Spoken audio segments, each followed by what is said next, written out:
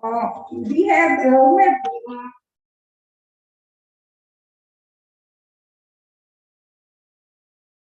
for the first technical session, I am inviting Professor Kaushal Kishore, Dean Education, Central University South Bihar, and the session will be chaired by Professor Vinay Kumar, Dean Humanities, Magadh University, South Bihar. I am inviting both esteemed guests on the dais. Please, sir.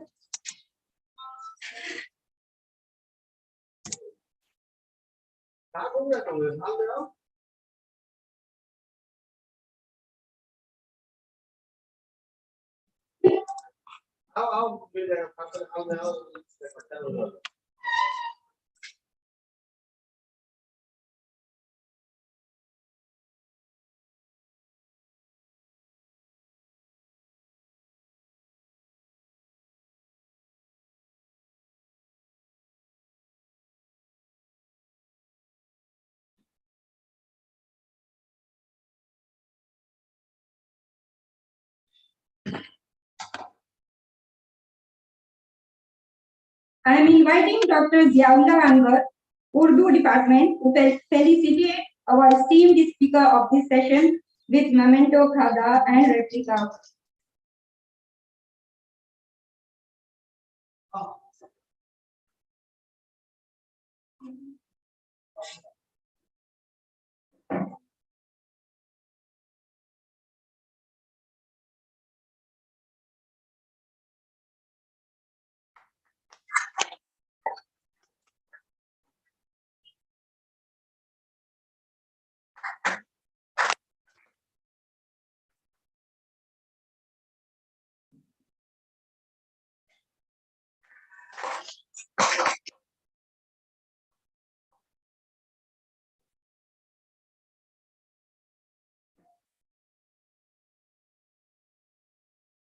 Now, I am inviting Professor Bharat Kumar, Department of Hindi, for the felicitation of Chairperson of this session, Professor Vinay Kumar, Dean Hindi Department, Humanities.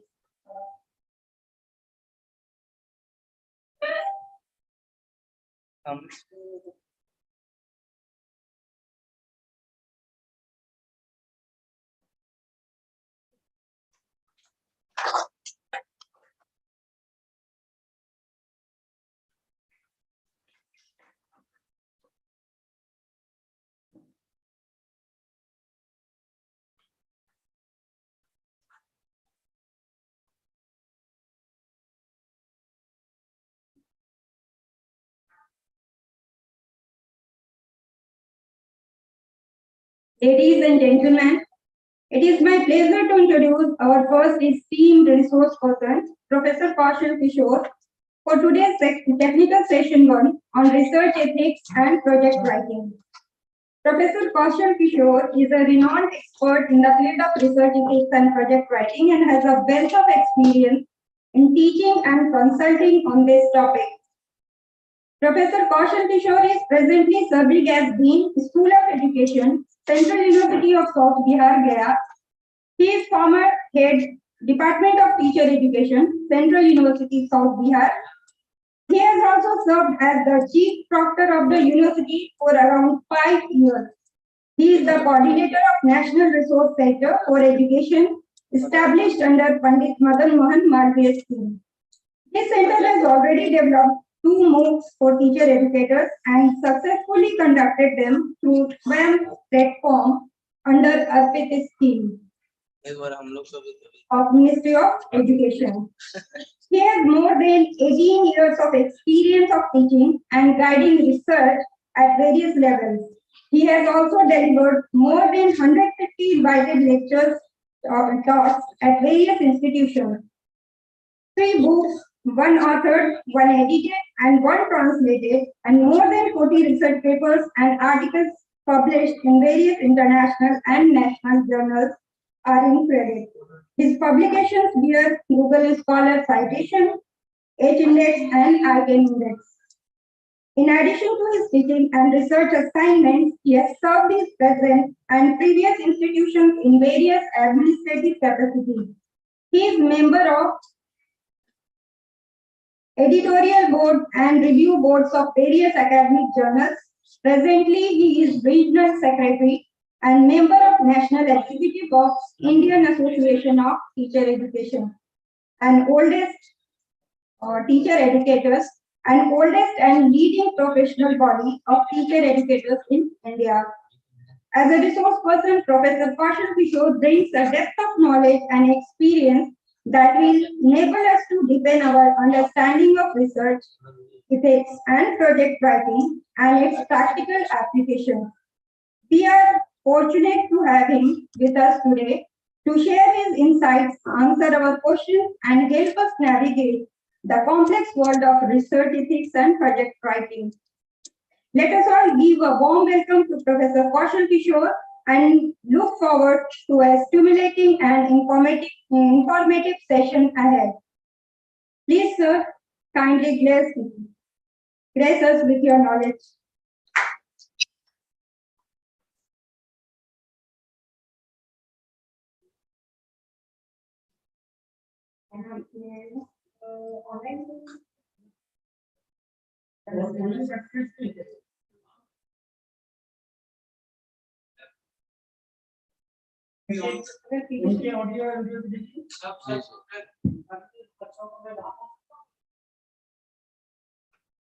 लगने वाला मामला लगी है सबने lecture देने के लिए नहीं यहाँ से आप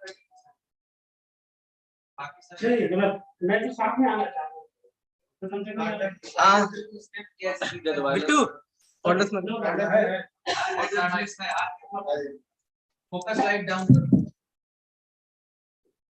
लाइट की जरूरत नहीं है थोड़ा कम है टीचर एजुकेटर को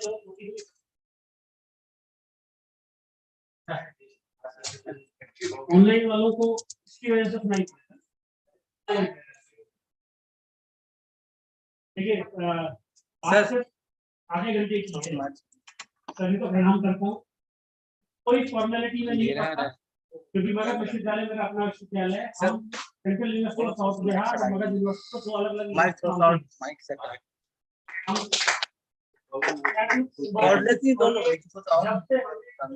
बहुत ज्यादा सेंट्रल यूनिवर्सिटी में सर सर इस यूनिवर्सिटी के साथ एकेडमिक सिम्बायोसिस में है थोड़ा उधर रिजवान जो ऑनलाइन भी जुड़े हुए सभी को प्रणाम करता हूँ नमस्ते नमस्ते जो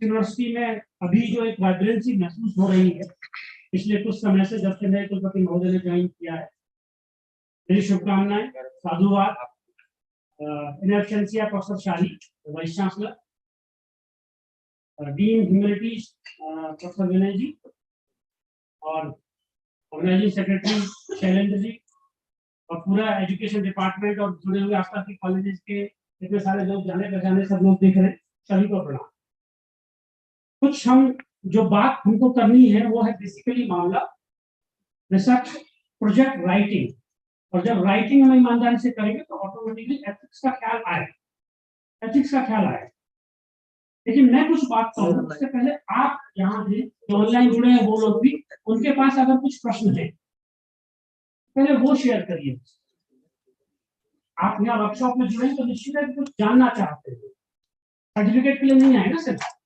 तो जानना चाहते हैं तो जो प्रश्न आपके दिमाग में है वहां से शुरू करें अदरवाइज हम सब एक ही लेवल पर ना मुझे आपसे ज्यादा मेरे पास कुछ बताने के लिए आप कुछ कहें तो मैं उस पर म्यूचुअल डिस्कशन करके हम कुछ निकालने की कोशिश करें कोई प्रश्न जो आपके दिमाग में आते हो प्रोजेक्ट के लिए प्रपोजल राइटिंग के लिए या रिसर्च की रिपोर्ट प्रपोजल राइटिंग से लेके आप कोई नई रिसर्च शुरू करना चाहते हैं उससे रिलेटेड या एथिक्स का ख्याल कैसे कुछ भी जो प्रश्न आपके दिमाग में इसको एक दो प्रश्न कुछ ऑनलाइन भी लोग बोल देंगे तो अच्छा लगेगा मुझे ये प्रश्न सबको मिल जाएंगे ना जी यहाँ से ले लीजिए आप टाइप कर दीजिए अगर ऑनलाइन वाले लोग तो मुझको प्रश्न मिल जाएंगे तब तक यहाँ से कुछ प्रश्न होते हैं बहुत स्ट्रिक्ट टाइम मामला है कितने मिनट है सब मेरे पास चलेंगे सर आप बोलिए जो टाइम हमारी वजह से लूज हुआ है आप नहीं आपके शेड्यूल के हिसाब से हमारे 45 मिनट्स देखिए जितना एक मिनट कीमती है जितना गंवाते जाएंगे वहां निकलता है माइक दे दीजिए उधर। सरपंच जी जी पूछिए। पूछिए। I'm from University College, Chairperson. My name is Magadh. I'm professor of English there. The confusion is sometimes my process how to size, what to choose, which system to choose. MLA is standard for languages, but whether it's MLA 7 or 8 or 9. Okay और good name बंदोबस्त।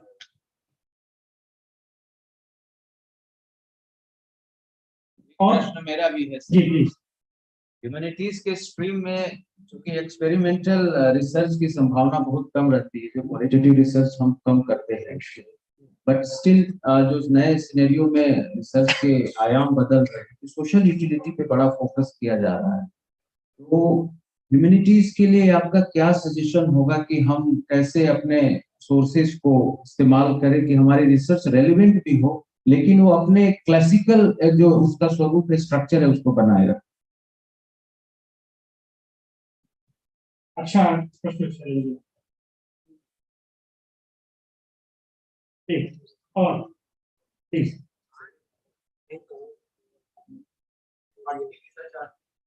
आप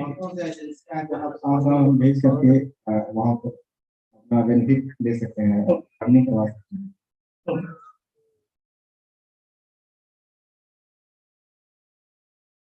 और please.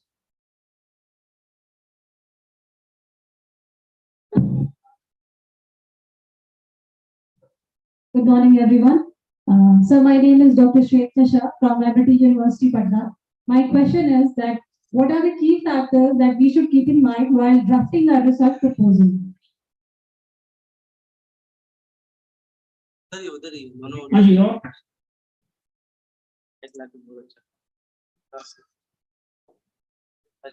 I'm so sorry for online participants. Actually, I didn't have that idea. Online participants are there, और मैं कुछ उनके लिए PPT वगैरह लेता आता, हालांकि PPT restriction ज्यादा देता है। Okay, तो हम शुरू करेंगे। Yes, please. One some question is my research topic is a mass media in picture of social studies and its impact of academic achievement at secondary level, a school in their district. इसका हम proposal के लिए क्या क्या use कर सकते हैं, variable, hypothesis. Okay, एक बार फिर से बोलिए आपका टॉपिक।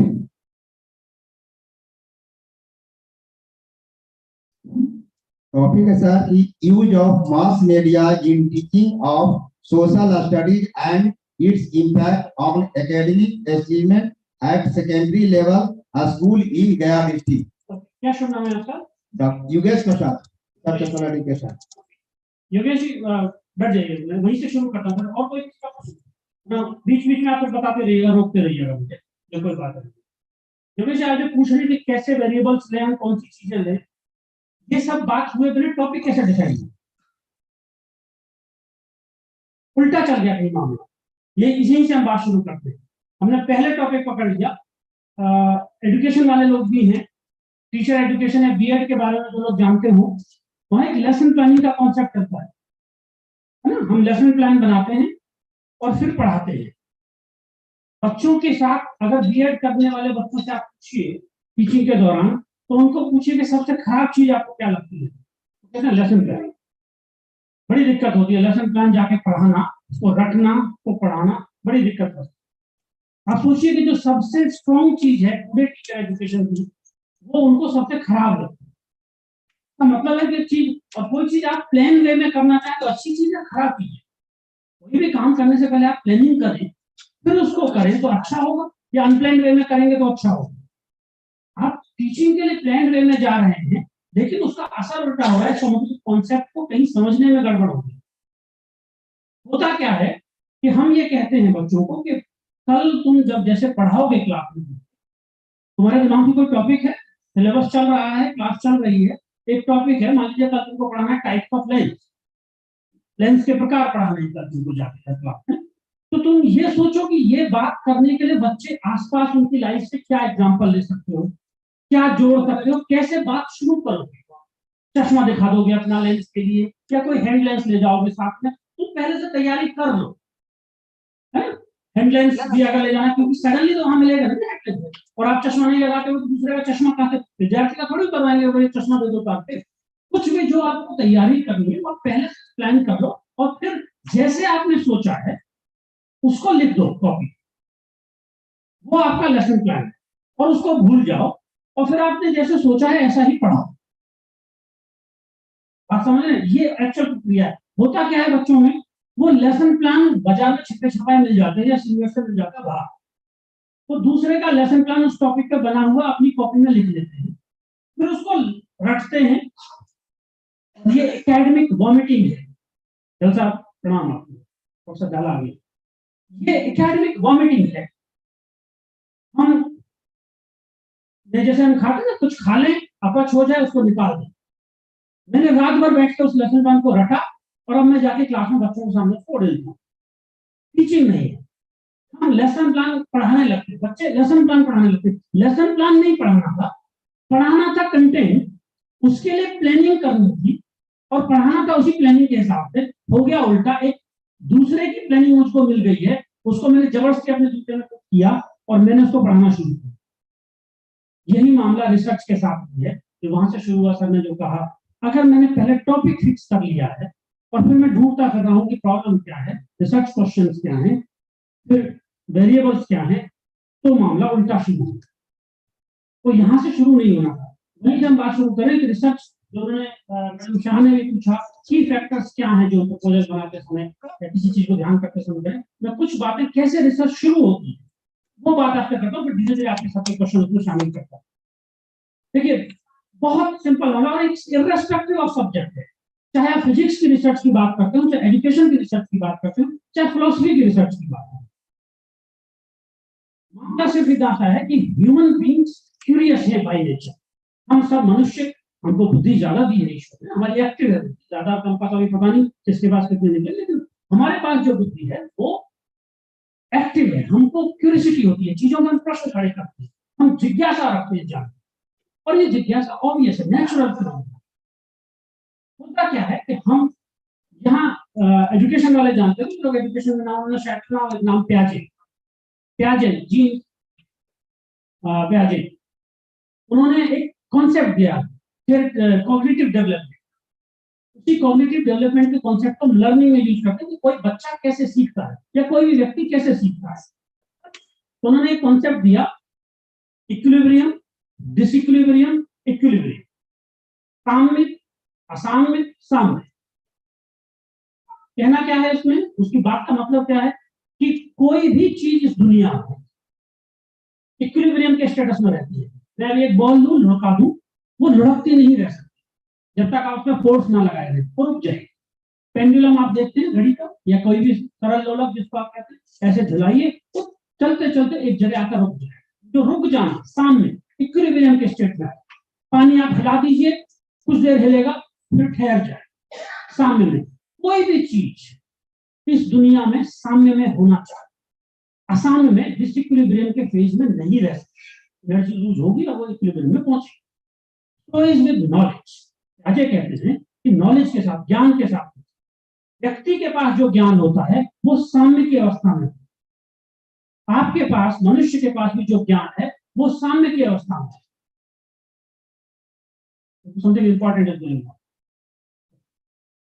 वो मेरे साथ थोड़ी सी प्रॉब्लम है, डिस्ट्रक्शन हो, तो वो साम्य की अवस्था में रहता है ज्ञान। जैसे बचपन से आसपास के लोगों ने बताया, घर के लोगों ने बताया, टीचर ने बताया कि ईश्वर ने, ऊपर वाले ने मेल और फीमेल को बनाते समय बायोलॉजिकल डिफरेंसेस तो किए, मेंटल डिफरेंसेस नहीं किए।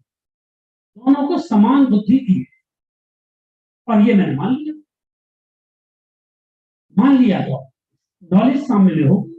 इसको, जिस ज्ञान को आप एक्सेप्ट कर लेते हैं, आपने कहा सड़क पर बाएं चलना चाहिए और आप बाएं चलना शुरू कर देते हैं, आप मान लेते हैं आपका वो ज्ञान सामने में इक्विलिब्रियम में, जिसको आपने एक्सेप्ट कर लिया वो इक्विलिब्रियम। नॉलेज ऐसे ही इक्विलिब्रियम होती है, लेकिन वो इक्विलिब्रियम कभी कभी किन्हीं चीजों से डिस्टर्ब होता है। जैसे आप पानी है बर्तन में रखा हुआ, शांत है, इक्विलिब्रियम में है, आप उसमें कंकड़ मारी, पत्थर मारी छोटा सा, अब वो पानी डिस्टर्ब हिले, अब वो हिलते नहीं रह सकता, जिसकी बात हुई वो फिर से ठहरेगा। लेकिन अब जो पहला ठहरना है, पहला जो सामने था और जो नया इक्विलिब्रियम है, उसके बीच में गैप है। पहला इक्विलिब्रियम थोड़ा सा नीचे था, पहला इक्विलिब्रियम, अब नया इक्विलिब्रियम थोड़ा सा ऊपर है। और ये जो दोनों इक्विलिब्रियम के बीच में गैप है, ये वो जगह जो पत्थर ने अपनी जगह बना ली। नॉलेज में भी ऐसा ही है। मेरा इक्विलिब्रियम है कि लड़के लड़कियां आईक्यू के मामले में एक जैसे हैं, लेकिन हर बार जब बोर्ड का रिजल्ट आता है तो टाइटल होता है, अभी आया था 2 हफ्ते पहले, टाइटल था लड़कियों ने बाजी मारी। अब मेरा पत्थर लगा उसको इक्विलिब्रियम, मैंने तो मान रखा है, शुरू से एक्सेप्ट कर रखा है लड़के लड़कियां बराबर है। लेकिन ये क्या हो रहा है, तो हर बार लड़कियां टॉप कर रही है, तो कहीं ऐसा तो नहीं कि लड़कियां लड़कों से आईक्यू के मामले में बेहतर है? Is there any difference among boys and girls in terms of IQ? ये जो प्रश्न मेरे दिमाग में खड़ा हुआ है, ये वो कंकड़ है जो लगा है। और अब जब तक मैं इस प्रश्न का उत्तर नहीं तलाश के फिर से उस नॉलेज को इक्विलिब्रियम में नहीं रहूंगा, मेरा इक्विलिब्रियम डिस्टर्ब रहेगा। और अब जो नया इक्विलिब्रियम होगा वो पहले के मुकाबले नया होगा, तो जो बीच में लर्निंग होगा, ये जो प्रश्न खड़ा हुआ, यही है जिसको आप रिसर्च क्वेश्चन। हर विषय की, हर रिसर्च में शुरुआत यही से, जब आपकी एस्टेब्लिश्ड नॉलेज में कंकड़ है। अब वो किसी भी साइंस में लगे, कोविड आया, मेडिकल साइंस के व्यक्ति को लगा है यार ये सब वायरस दवाएं काम नहीं कर रही है, इसका मतलब I need to search for a new salt for viral treatment. पत्थर लगा है, क्योंकि जो एस्टेब्लिश नॉलेज थी, इस वायरस के लिए ये, इस वायरस के लिए, इस वायरस के लिए सॉल्ट, ये काम नहीं कर रहे हैं, अब वो डिस्टर्ब है ना। तो कौन सा सॉल्ट काम करेगा कोविड के लिए? Research question. हर विधा में, हर डिसिप्लिन में आपकी रिसर्च शुरू होगी है रिसर्च क्वेश्चन। ये अलग बात है कि हम फॉर्मली उसको लिखते हो या ना लिखते हो। एजुकेशन की रिसर्च में हम लोगों ने बड़े नए कंफ्यूजन बना रखे हैं, मिसकंसेप्शंस बना रखे हैं। बच्चे अक्सर कहते हैं कि सर नहीं मेरी तो क्वालिटेटिव रिसर्च नहीं, इसलिए मैं रिसर्च क्वेश्चन नहीं, या मैं हाइपोथेसिस बना लिया इसलिए रिसर्च क्वेश्चन नहीं, या वाइस वर्सा मैंने हाइपोथेसिस नहीं बनाई इसलिए मैं रिसर्च क्वेश्चन बना रहा हूँ। मिसकंसेप्शन है। रिसर्च क्वेश्चन शुरू में होगा ही, शुरू ही होगी रिसर्च क्वेश्चन। और वो जो रिसर्च क्वेश्चन आपका शुरू हुआ, श्रीवास्तव सर को नमस्कार, वो जो रिसर्च क्वेश्चन शुरू हुआ, वहां से रिसर्च की आपकी शुरुआत, तो जो पत्थर डिस्टर्ब हुआ। अब आप उसको फॉर्मली प्रपोजल में लिखते हो ना लिखते हो एक अलग मामला, कि सब्जेक्ट पर मैटर वेरी करता है, उससे कोई बहुत इश्यू नहीं। अब मुझे उस प्रश्न का उत्तर तलाशना है। उत्तर तलाशने के लिए आप जरा जाइए, हर सब्जेक्ट में आप पढ़ते हैं मेथड्स ऑफ एक्वायरिंग नॉलेज, ज्ञान प्राप्ति के तरीके। फिलॉसफी का सब्जेक्ट मान लेते हैं लोग, लेकिन ऐसा है नहीं। हर विषय में ज्ञान प्राप्ति के तरीके बताए जाते हैं। साइंस वालों को भी शुरू में बताया जाता है साइंटिफिक मेथड। अगर आपको सबको याद हो, प्राइमरी क्लासेस में बताया जाता है विज्ञान का तरीका क्या है, साइंटिफिक मेथड। 5 स्टेप बता के 5 चरण बताए जाते हैं, वैज्ञानिक विधि के चरण। हर विषय का अपना ज्ञान प्राप्ति का तरीका। कॉमनली बहुत सारे तरीके हैं ज्ञान प्राप्ति के। जैसे एक तरीका है अथॉरिटी। कोई अथॉरिटी आपको बता दे, आप उसको मानो। जैसे आपको कहा स्कूल में सड़क पर बाएं चलना चाहिए, आपने मान लिया, अथॉरिटी। टीचर अथॉरिटी हो सकता है, आपके पेरेंट्स अथॉरिटी हो सकते हैं, आपका कोई साथी अथॉरिटी, जो उसको कमांड के साथ आपको कन्वे कर दे, आप उसको मान लें अथॉरिटी। लंबे समय तक वेस्टर्न वर्ल्ड में चर्च अथॉरिटी रहा है। जो चर्च कह देता था वो फाइन। रिलीजियस बॉडीज भी अथॉरिटी रही, तो अथॉरिटी एक तरीका है। ऐसे ही फिर तरीके, जब ये अथॉरिटी को चैलेंज होना शुरू, बहुत सारे तरीके। Experience, observation. आपको ठंड लगती है, आप आग के पास बैठे, आपको ठंड लगनी बंद हो गई, आपको अनुभव हुआ, आपने मान लिया कि आपके पास बैठने से ठंड चली जाए। एक्सपीरियंस। ऑब्जर्वेशन, आप दूसरे को करते हुए देखते हैं कि दूसरे में गर्म बर्तन छुआ, आपका हाथ जल गया, आप खुद नहीं चलाते अपना हाथ, आप उसको देख के सीख जाते हैं। ये सब मेथड्स ऑफ एक्वायरिंग नॉलेज, ज्ञान प्राप्ति के तरीके हैं।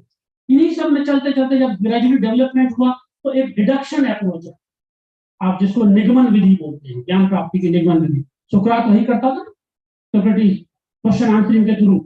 उसका था कि राजा के बारे में, लोग तो राजा को ईश्वर का दूत मानते थे, तो कहता था कि तुम्हारे कितने हाथ पैर हैं? जो 2 हाथ 2 पैर, राजा के कितने हैं? 2 हाथ 2 पैर। तुम्हारी कितनी आंखें हैं? राजा की कितनी है?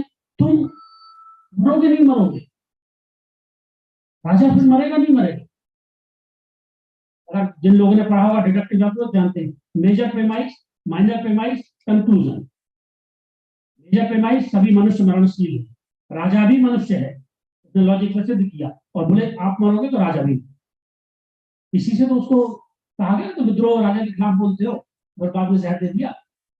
डिडक्टिव अप्रोच, बहुत लंबे समय तक डिडक्टिव अप्रोच एक मेथड ऑफ एक्वायरिंग नॉलेज के रूप में चला है। फिर बाद में अगर क्रोनोलॉजिकली देखें तो डिडक्टिव के बाद इंडक्टिव अप्रोच। फ्रांसिस बेकन की एक किताब है नोवम ऑर्गेनम, उसमें उसने इंडक्शन को फ्रांसिस बेकन को माना जाता है मतलब इंडक्टिव अप्रोच के लिए। उसने एक बड़ी इंटरेस्टिंग कहानी इसके बारे में कही जाती है, आप लोगों ने शायद सुन रखी हो, घोड़े के मुंह में कितने दांत होते हैं। राजा के दरबार में बहस छिड़ी, कोई सी आके पूछा कि घोड़े के मुंह में कितने दांत होते हैं? किसी को पता नहीं था। एक सभा में सबसे पूछा गया, किसी को पता नहीं था। तो राजा ने एक कमेटी बना, जरा पता करो घोड़े के मुंह में कितने दांत होते हैं। और ये वो टाइम था जब केवल डिडक्टिव अप्रोच चलन में थी, इंडक्टिव आई नहीं। डिडक्टिव अप्रोच के लिए एक मेजर प्रीमाइस चाहिए, किसी ग्रंथ में लिखा हो, किसी अथॉरिटी ने कह रखा हो, कहीं तो लिखा हो कि हाँ घोड़े के मुंह में कितने दांत होते हैं। तो कमेटी ने सर्च करने शुरू किए, सारे धर्म को घूमना शुरू किया। घोड़े के मुंह चल रही है, 2 दिन हो गए, 3 दिन हो गए, कमेटी बैठ कोई ग्रंथ में मिल नहीं रहा है घोड़े के मुंह में कितने दांत होते हैं। तो कोई यंग व्यक्ति रहा और उनकी कमेटी में, उसने कहा कहाँ चक्कर में पड़े आप, छोड़ो आओ मुंह खोलो दिल। कहानी कहती है कि उन्होंने उस बच्चे को भगा दिया। ये कोई तरीका है? तुम तो कितना अनपायस वे ऑफ एक्वायरिंग नॉलेज। जैसे आप सोचिए जरा, अभी आप लोगों ने शायद वो पढ़ी होगी दा विंची कोड किताब, उसके ऊपर मूवी भी बनी। जैसे authority, strong authority that church, आपने उसके खिलाफ कुछ भी बोल दिया, कितना अपवित्र बात आपका ऐसा रहा है, ये सिस्टम रहा है। ऐसे आपने डिडक्टिव अप्रोच है, आपने बिना मेजर प्रीमाइस से कंक्लूड करने की बात कर रहे हो, कितनी अपवित्र बात कर रहे हो, उसको भगा दिया बच्चे को। और कहानी कहती है कि 1 हफ्ते तक चलती रही खोजबीन और लास्टली उसको क्लोज कर दिया गया, ये कहते हैं कि चूंकि कोई मेजर प्रीमाइस मौजूद नहीं, कहते हैं कोई मेजर प्रीमाइस मौजूद नहीं है, इसलिए ये पता नहीं लगाया जा सकता कि इस घोड़े के किसी घोड़े के मुंह में कितने दांत होते हैं। मीटिंग क्लोज कर दी। ये इंडक्टिव अप्रोच है। इंडक्टिव अप्रोच कहता है कि एक एग्जांपल देखो, दूसरा एग्जांपल देखो, तीसरा एग्जांपल देखो, कंक्लूड करो। न्यू नॉलेज का जनरेशन इंडक्टिव नहीं पड़ता, लेकिन इंडक्टिव के साथ भी लिमिटेशन है। आप कई बार हो सकता है आप 10 एग्जांपल देखेंगे, 20 देखेंगे, 5 1000 देखेंगे, कब कंक्लूजन पर पहुंचेंगे, कब जनरलाइजेशन पर पहुंचेंगे, नहीं कहा जा सकता। तो इसलिए फिर बाद में combination of inductance, induction and deduction, जिसको आप साइंटिफिक मेथड कहते हैं आज की डेट, जिसमें 5 चरण आप कहते हैं कि समस्या को पहचानना, परिकल्पना का निर्माण, making hypothesis, data collection, testing, conclusion. ये जो 5 चरण है, और आज की डेट में इसी को हम कहते हैं कि जो इस मेथड से ज्ञान प्राप्त करते हैं वो वैज्ञानिक ज्ञान, ऑथेंटिक नॉलेज हम उसको कहते हैं। आज ये साइंटिफिक मेथड के स्टेप्स फॉलो करते हुए जो हम चलते हैं। पॉइंट ये है, मैंने ये सारी कहानी इसलिए कही, जो मेरे दिमाग में प्रश्न है, लड़के और लड़कियों के मध्य आईक्यू में अंतर होता है या नहीं, यही है ना मेरा प्रश्न जिसने मुझे डिस्टर्ब कर रखा है। अब इसका मैं उत्तर कहां से तलाशूं, किस मेथड से तलाशूं? मैं गया अपने फादर के पास, मैंने पूछा साहब देखो अंतर ऐसे आता है, बताओ क्या कहते हो। एक तरीका ये भी हो सकता है, कई सारे तरीके हो सकते हैं। मैंने तय किया कि मैं साइंटिफिक मेथड, रिसर्च में आप ऐसे ही तय करते हैं और आप साइंटिफिक मेथड से पढ़ना शुरू। जब आप साइंटिफिक मेथड से पढ़ना शुरू करते हैं, यहां आपके पास 2 अप्रोचेज आती है सुनने की।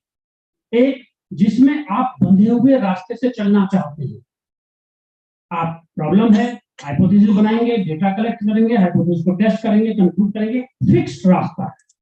यहां से आपको पिता महेश्वर पहाड़ पर जाना है, फिक्स रास्ता बना हुआ, आप चले जाइए। दूसरा तरीका है कि नहीं मैं उस फिक्स रास्ते से नहीं जाऊंगा, मैं यहीं से चलना शुरू करता हूं, मैं किसी से नहीं, मैं यहां से चलना शुरू करता हूं, जो जो जैसी जरूरत पड़ेगी। अगर मुझे फिक्स रास्ते से जाना है तो मुझे पहले से गाड़ी का अरेंजमेंट, रिक्शे का अरेंजमेंट या किसी का अरेंजमेंट करना होगा ना। जब मैंने तय किया कि नहीं मैं देखता हूँ, एक तरफ से चलना शुरू करता हूँ, देखूंगा जहां जैसी जरूरत लगेगी, यहाँ गाड़ी की जरूरत मैं गाड़ी ले लूंगा, यहाँ पैदल चलने की मैं पैदल चलना शुरू कर दूंगा। ये जो मेरे तरीके हैं तो इनके बेसिस पर सारी रिसर्च को आप दो हिस्से में बांटते हैं, एक क्वालिटेटिव अप्रोच, एक क्वांटिटेटिव। एलएनजी का जो क्वेश्चन, क्वालिटेटिव अप्रोच, क्वांटिटेटिव, दोनों एक दूसरे के विरोधी नहीं, कोई कम या ज्यादा नहीं, ध्यान दीजिए। बस जिस प्रश्न का उत्तर मैं तलाशना चाहता हूं अपनी रिसर्च में, उसका मैं किस तरीके से एक फिक्स रास्ते से चलना चाहता हूं या मैं एक नए तरीके से इंडक्टिव तरीके से खोजना चाहता हूं। इंडक्टिव इंक्वायरी अगर मेरी नेक्स्टिक इंक्वायरी होगी, इंडक्टिव एनालिसिस होगा, तो वो क्वालिटेटिव है। और मैं फिक्स रास्ते से चलना चाहता हूं तो क्वांटिटेटिव रिसर्च है। इतनी सी, इसीलिए हाइपोथेसिस वाला स्टेप जनरली क्वांटिटेटिव रिसर्च का मामला, क्वालिटेटिव रिसर्च में हाइपोथेसिस नहीं। ये प्रश्न अगर कहीं आपको तंग करते हो तो ये मैं पहचान आपको बताऊं। क्वालिटेटिव रिसर्च में हाइपोथेसिस एक्चुअली एक टेंटेटिव सॉल्यूशन। वो टेंटेटिव सॉल्यूशन कहां से आएगा? कोई मेजर प्रीमाइस आपके पास मौजूद होगा, उसमें से आप लिंक कनेक्ट करिएगा। हाइपोथेसिस बनाना आप जानते हैं, हाइपोथेसिस आप बनाते कैसे? कुछ भी जो मन में आ जाए? नहीं। रिसर्चर जब रिसर्च हाइपोथेसिस बनाता है तो मन से कुछ नहीं, पूरी रिसर्च के लिए एक बिल्कुल दिमाग में बात बैठा लीजिए कि आपके पास प्रपोजल बनाते समय अपने मन से कुछ भी लिख देने का कोई स्कोप नहीं। इनफैक्ट पूरी रिसर्च में आपके पास अपने मन से कुछ भी लिख देने का स्कोप नहीं। जब आप लास्ट में डिस्कशन कर रहे होते हैं तब वहां आपको जो इस बीच में इंसाइट प्राप्त हुई है रिसर्च करते समय, आप उसको वहां मेंशन करते हैं। बाकी पूरा मेथोडोलॉजिकल मामला फिक्स्ड है, आपको तर्क के साथ, रैशनल के साथ चलना है। जैसे मैंने तय किया कि मैं क्वांटिटेटिव अप्रोच पे चलूंगा सर इस प्रश्न का उत्तर तलाशने, ठीक है। क्वांटिटेटिव रिसर्च के लिए पहला ऑप्शन है, पहला स्टेप है आइडेंटिफिकेशन ऑफ द प्रॉब्लम। तो मैंने प्रॉब्लम पहचान ली, लड़के लड़कियों के बीच में आईक्यू का अंतर मुझे पता, ये मेरा ऑब्जेक्टिव। तो find the difference of IQ among boys and girls, ये मुझे पता करना है। अब मैं दूसरा स्टेप है उसके बाद क्वांटिटेटिव में फ्रेमिंग द हाइपोथेसिस, परिकल्पना का निर्माण। यहां आप कई सारी चीजें समझते सुनते होंगे। एक आपने सुन रखा होगा शून्य परिकल्पना, नल हाइपोथेसिस, एक रिसर्च हाइपोथेसिस, तो अलग अलग चीजें हैं। ध्यान दीजिए, रिसर्च हाइपोथेसिस अलग मामला है, नल हाइपोथेसिस अलग मामला है, और मैं कोई सी भी बना लूं नहीं चलती। दो चीजें यहां कहता हूं, रिसर्च हाइपोथेसिस एक tentative solution to the problem, समस्या का संभावित हल, जो आपका प्रश्न है उसका एक टेंटेटिव आंसर, ये है रिसर्च हाइपोथेसिस। रिसर्च हाइपोथेसिस का जो कैरेक्टरिस्टिक की आप बात करें, वेस्ट एंड कान को कोट कर रहा हूं, जनरल वेस्ट एंड कान की किताब पर पहली लाइन लिखते हैं वो इस बात को लेकर, research hypothesis is a formal affirmative statement. Affirmative बचपन में पढ़ते हैं सेंटेंसेस के type, affirmative, interrogative, negative. He is a king, affirmative, he is not a king, negative, is he a king, interrogative। इसमें भी इसका मतलब रिसर्च हाइपोथेसिस हमेशा अफर्मेटिव स्टेटमेंट होगी। तो अगर आप नल हाइपोथेसिस बना रहे हैं, कह रहे हैं रिसर्च हाइपोथेसिस ना, नल में तो नो टर्म आता है, there is no significant difference. Null hypothesis research hypothesis नहीं, पहली बात। दूसरी बात, रिसर्च हाइपोथेसिस क्वेश्चन फॉर्म में नहीं है। एक बार कुछ बच्चे पूछते हैं, आप लोगों से पूछते होंगे आपकी क्लासेस में, हम प्रश्न रूप में बना सकते हैं कि हाइपोथेसिस में संभावित हल है। हल प्रश्न में कैसे हो? वो तो प्रश्न का उत्तर है, अफर्मेटिव सेंटेंस ही होगा, ये निश्चित है research hypothesis. Null hypothesis negative sentence होता है, इसको रिसर्च हाइपोथेसिस नहीं। रिसर्च हाइपोथेसिस, तीसरी बात, research hypothesis is an academic guess, not a wide hunch. वो अकादमिक अनुमान है, तुक्का नहीं है, तो कुछ भी बना दो, गलत होगी तो रिजेक्ट नहीं। जैसे अभी इसी प्रश्न का मैं अगर संभावित उत्तर तलाशना चाहूं, क्या लड़के और लड़कियों के आईक्यू में सार्थक अंतर होता है? ये मेरा प्रश्न है, रिसर्च क्वेश्चन। इसका संभावित उत्तर क्या होगा जो सकारात्मक हो? बताइए कोई भी प्लीज। यस, उन्होंने कहा कि हाँ, लड़के और लड़कियों में सार्थक, लड़के में आईक्यू के मामले में सार्थक अंतर होता है, एक उत्तर ये हो सकता है। और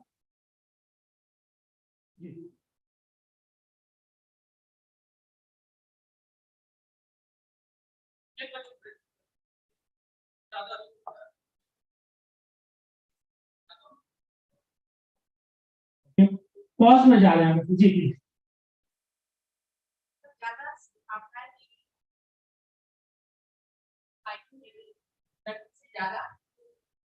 ओके, आप वाई के उत्तर पर चले जा रहे हैं। मैंने वाई नहीं पूछा, मैंने पूछा why girls are more intelligent and boys, ये नहीं कहा मैंने। मेरा प्रश्न ये है, is there any difference among boys and girls in terms of IQ? Yes, according to the data. Data भी नहीं, अब मैं एक संभावित उत्तर तलाश रहा हूं अपनी रिसर्च में। यस, नो, ओके, अगर नहीं, मैं आपका ओपिनियन नहीं चाह रहा, समझिए बात। फिर तो अभी आपका ओपिनियन, अभी तो डेटा कलेक्ट करेंगे। अभी तो जो मेरा शोध प्रश्न है वो ये है कि मुझे ये किस बात ने डिस्टर्ब किया कि हमेशा बचपन से बताया गया दोनों बराबर होते हैं, लड़कियां हमेशा टॉप करती हैं, ऐसा क्यों कर रहे हैं? Is there any difference among boys and girls in terms of? To some extent, there is a proved thing is that the age of puberty of boys and girls are different. They grow up. The puberty age of girl is 18, and there is 21 they get puberty. Accepted. So Thank you. Accepted. But this was not the question. Again, you are asking why. The question is not why. This is proved that it. That's okay. I'm not asking. ये research में आपको बता रहा हूँ, example हो चुकी है सब। मैंने एक हाइपोथेटिकल केस, अभी मैं कोई नई प्रॉब्लम का केस लूंगा तो कैसे आप पकड़ पाएंगे? मैं वाई का आंसर बात ही नहीं कर रहा हूँ, ये एस्टेब्लिश्ड है, मान लिया। और वैसे भी नारी शक्ति को प्रणाम भाई ज्यादा होता है, तो ये वो डिबेट में नहीं। अभी बात ये है कि मैं संभावित उत्तर ये भी हो सकता है कि नहीं, दोनों बराबर होते हैं, सकारात्मक है। किसी ने कहा कि नहीं, दोनों बराबर नहीं होते लड़के लड़कियां के मामले में। जैसे मैंने संभावित उत्तर दिया दोनों बराबर नहीं होते, ये नकारात्मक कथन है, ये रिसर्च हाइपोथेसिस नहीं होती। हाइपोथेसिस की बात कर रहा हूँ, हाइपोथेसिस जो बनाते हैं। अगर मैं ये इस प्रश्न के बदले में क्या लड़के लड़कियों में सार्थक अंतर होता है आईक्यू के मामले में, अगर इसमें मैं ये हाइपोथेसिस बनाऊं नहीं दोनों बराबर होते हैं, ये दोनों में अंतर नहीं होता है, ये नेगेटिव स्टेटमेंट है। इसी को कुछ लोग स्मार्टली कह सकते हैं दोनों बराबर होते हैं। अब देखिए नकारात्मक कथन नहीं है ना, अफर्मेटिव स्टेटमेंट है, बॉयज और girls are equal in terms of IQ. ये भी संभावित हल नहीं है। क्यों? अगर ये हल है तो आपका प्रश्न शुरू ही क्यों हुआ? ये तो आपकी एस्टेब्लिश नॉलेज थी, आपका इक्विलिब्रियम तो ये था ही कि दोनों बराबर हैं, यही तो डिस्टर्ब हुआ है, तो यही सॉल्यूशन करते हो। आप समझ रहे? अब मामला ये है कि उत्तर क्या बचा, दोनों में सार्थक अंतर होता है। एक तो आप ये कह सकते हैं ये संभावित हो सकता है, दूसरा संभावित हो सकता है लड़कियां लड़कों से आईक्यू के मामले में बेहतर, ये भी सकारात्मक कथन है, संभावित उत्तर है। लेकिन मैं, और इसमें देखिए एक डायरेक्शनल है एक नॉन डायरेक्शनल। जब मैंने कहा लड़के लड़कियों में सार्थक अंतर होता है तो मैं अंतर की बात तो कर रहा हूं, लेकिन कौन ज्यादा है ये नहीं बता रहा हूं। इसको हम बोलते हैं नॉन डायरेक्शनल रिसर्च है। लेकिन जब मैंने कहा लड़कियां लड़कों से आईक्यू के मामले में बेहतर होती हैं, तब मैं संभावित उत्तर है, सकारात्मक कथन है, रिसर्च हाइपोथेसिस है, लेकिन डायरेक्शनल। इसको हम बोलते हैं डायरेक्शनल रिसर्च हाइपोथेसिस। मैं अपनी रिसर्च में कौन सी बनाऊं, डायरेक्शनल बनाऊं या नॉन डायरेक्शनल बनाऊं? ये भी यहीं के लिए दूसरा कैरेक्टरिस्टिक है जो मैं बोल रहा हूँ। Research hypothesis is an academic guess, not a wide answer. कुछ भी बना दो चलेगा नहीं, क्योंकि आपने, अगर आपकी रिसर्च को जरूरत थी नॉन डायरेक्शनल रिसर्च हाइपोथेसिस की, और अगर आपने डायरेक्शनल बना दी, आप टाइप 1 एरर कर रहे हैं। और अगर आपने डायरेक्शनल की जरूरत थी आपकी रिसर्च में और आपने नॉन डायरेक्शनल बना दी, आप टाइप 2 एरर कर रहे हैं। आई बिलीव आपने टाइप 1 टाइप 2 एरर के नाम सुन रखे। रिसर्च में हाइपोथेसिस टेस्टिंग में होती है टाइप 1 टाइप 2, दोनों में से उल्टा चलती है, एक घटती है दूसरी बढ़ती है। मैं एरर ना करूं उसका एक ही तरीका है कि मैं सही बनाऊं। ये कैसे तय होगा कि मैं डायरेक्शनल बनाऊं या नॉन डायरेक्शनल बनाऊं? मेरा review of related literature, academic guess का मतलब अकादमिक, मेरा एकेडमिक एक्सपीरियंस, एकेडमिक एक्सपीरियंस मतलब मेरी डिग्री नहीं, एमए पीजी ये सब नहीं, इस रिसर्च से रिलेटेड मैं सिर्फ ढूंढना शुरू करूंगा, इस टॉपिक से रिलेटेड, जिसको आप technically review of related literature. आपने कभी गौर किया है कि दूसरे चैप्टर का यूज क्या है? एक जगह से कॉपी पेस्ट मारते हैं, दूसरी जगह आप उतार देते हैं। ज्यादातर जगह सोशल साइंस में तो यही चलता है ना, एजुकेशन वाले तो यही करते हैं, बोले कितने रिव्यू लिखे सर, कम से कम 100 तो होने चाहिए, इतने पेजेस होने चाहिए, हम ऐसे बताते हैं। उसका यूज क्या है? उसका यूज यही है कि जब मैंने तय किया कि मैं इस प्रश्न का उत्तर तलाशूंगा, तो मैं कैसे तलाशूं? क्या मेरा तरीका हो किस टूल से मैं नापूं, कैसे मैं एनालाइज करूं, कैसे मैं कंक्लूड करूं, ये कहां से सीखूंगा? रिव्यू ऑफ रिलेटेड लिटरेचर, आसपास के और लोगों ने भी उस एरिया से संबंधित कुछ काम कर रखा होगा, उसको देख के मैं सोचता हूँ, बनाता हूँ, और उसी से मुझे निर्देश मिलता है कि मैं डायरेक्शन बनाऊं या नॉन डायरेक्शन। रिव्यू आपकी मेथोडोलॉजिकल डिसीजन के लिए होता है, इसलिए रिव्यूज को सिर्फ क्रोनोलॉजिकली लिख देना कोई बुद्धिमानी नहीं है। रिव्यूज कायदे में आपको लिखने चाहिए मेथोडोलॉजिकल पॉइंट ऑफ व्यू से। जब आप हाइपोथेसिस के लिए डिसाइड करना चाहते हैं तो हाइपोथेसिस का डिस्कशन करें, जब आप टूल का डिसीजन लेना चाहते हैं रिव्यू के बेसिस पर तो टूल्स का डिस्कशन करें, जब आप वेरिएबल्स की बात करना चाहते हैं, सर आपके प्रश्न का उत्तर है, जब आप वेरिएबल्स की बात करना चाहते हैं तो वेरिएबल्स से रिलेटेड स्टडी रिव्यू करें। उसी सेगमेंट में, उसी ग्रुप में, क्लस्टर में आपके रिव्यू लिखे जाते हैं। एक एजुकेशन वाले लोगों के लिए खासकर है, बाकी लोग इसको रेफर कर सकते हैं, very high impact factor general RER, review of educational research, वो सिर्फ रिव्यू के पेपर ही चाहता है। बहुत अच्छा जर्नल है, उसको आप ऑनलाइन इंफिलिब्रेट अपने आप ही निश्चित होगा ही, इंटरनेट के थ्रू आपको एक्सेस मिल जाएगा फ्री ऑफ कॉस्ट, देख सकते हैं। तब मैंने जब हाइपोथेसिस डिसाइड कर ली, टेंटेटिव सॉल्यूशन, अब मैं इसके लिए डेटा कलेक्ट करना चाहता हूं। तो डेटा में किससे कलेक्ट करूं? मैंने कहा कि बॉयज और गर्ल्स, कौन बॉयज और गर्ल्स? पूरे भारत के, सिर्फ बिहार के, बिहार और यूपी के, सिर्फ गया के, सिर्फ CBSE बोर्ड वाले, कौन? किससे मुझे डेटा कलेक्ट करना है, किसके बारे में मैं बात कर रहा हूं? यहां हम डिफाइन करते हैं पॉपुलेशन। और पॉपुलेशन अगर मैंने डिफाइन कर दी, सिंपल मामला पॉपुलेशन का, group of individuals which are common in at least one character. Population का मामला सिर्फ ह्यूमन बीइंग से लेना देना नहीं। बोध गया में घूमने वाली सभी आवारा गाय एक पॉपुलेशन है। मगध यूनिवर्सिटी के कैंपस में खड़े हुए सभी नीम के पेड़ एक पॉपुलेशन है। मगध यूनिवर्सिटी के कैंपस में खड़े हुए सभी पेड़ दूसरी पॉपुलेशन। केवल नीम के पेड़ अलग पॉपुलेशन। कुछ भी इस रूम में रखी सारी लाल रंग की कुर्सियां एक पॉपुलेशन। कोई भी group of individuals common in at least one characteristic population. और प्रायोरिटी में आपको डेटा हमेशा, इंफॉर्मेशन हमेशा पूरी पॉपुलेशन से कलेक्ट, सैंपलिंग से नहीं। लेकिन मिथ कुछ जो बने हुए हमारे में उसको ब्रेक करने की बात कर रहा हूं। हमको लगता है सैंपलिंग करके बहुत बड़ी चीज करें, नहीं। सैंपलिंग मजबूरी में की। अगर आप अच्छी रिसर्च तकनीक में करना चाहते हैं, आप बिल्कुल ऐसे समझिए, 3 मिलियन नोट्स हम निकालते हैं ना, अनग्रुप डेटा ग्रुप डेटा होता है ना क्लास वाला, एक ही डेटा अनग्रुप में भी मौजूद है, ग्रुप में भी मौजूद है। किससे मीन बेहतर निकलेगा?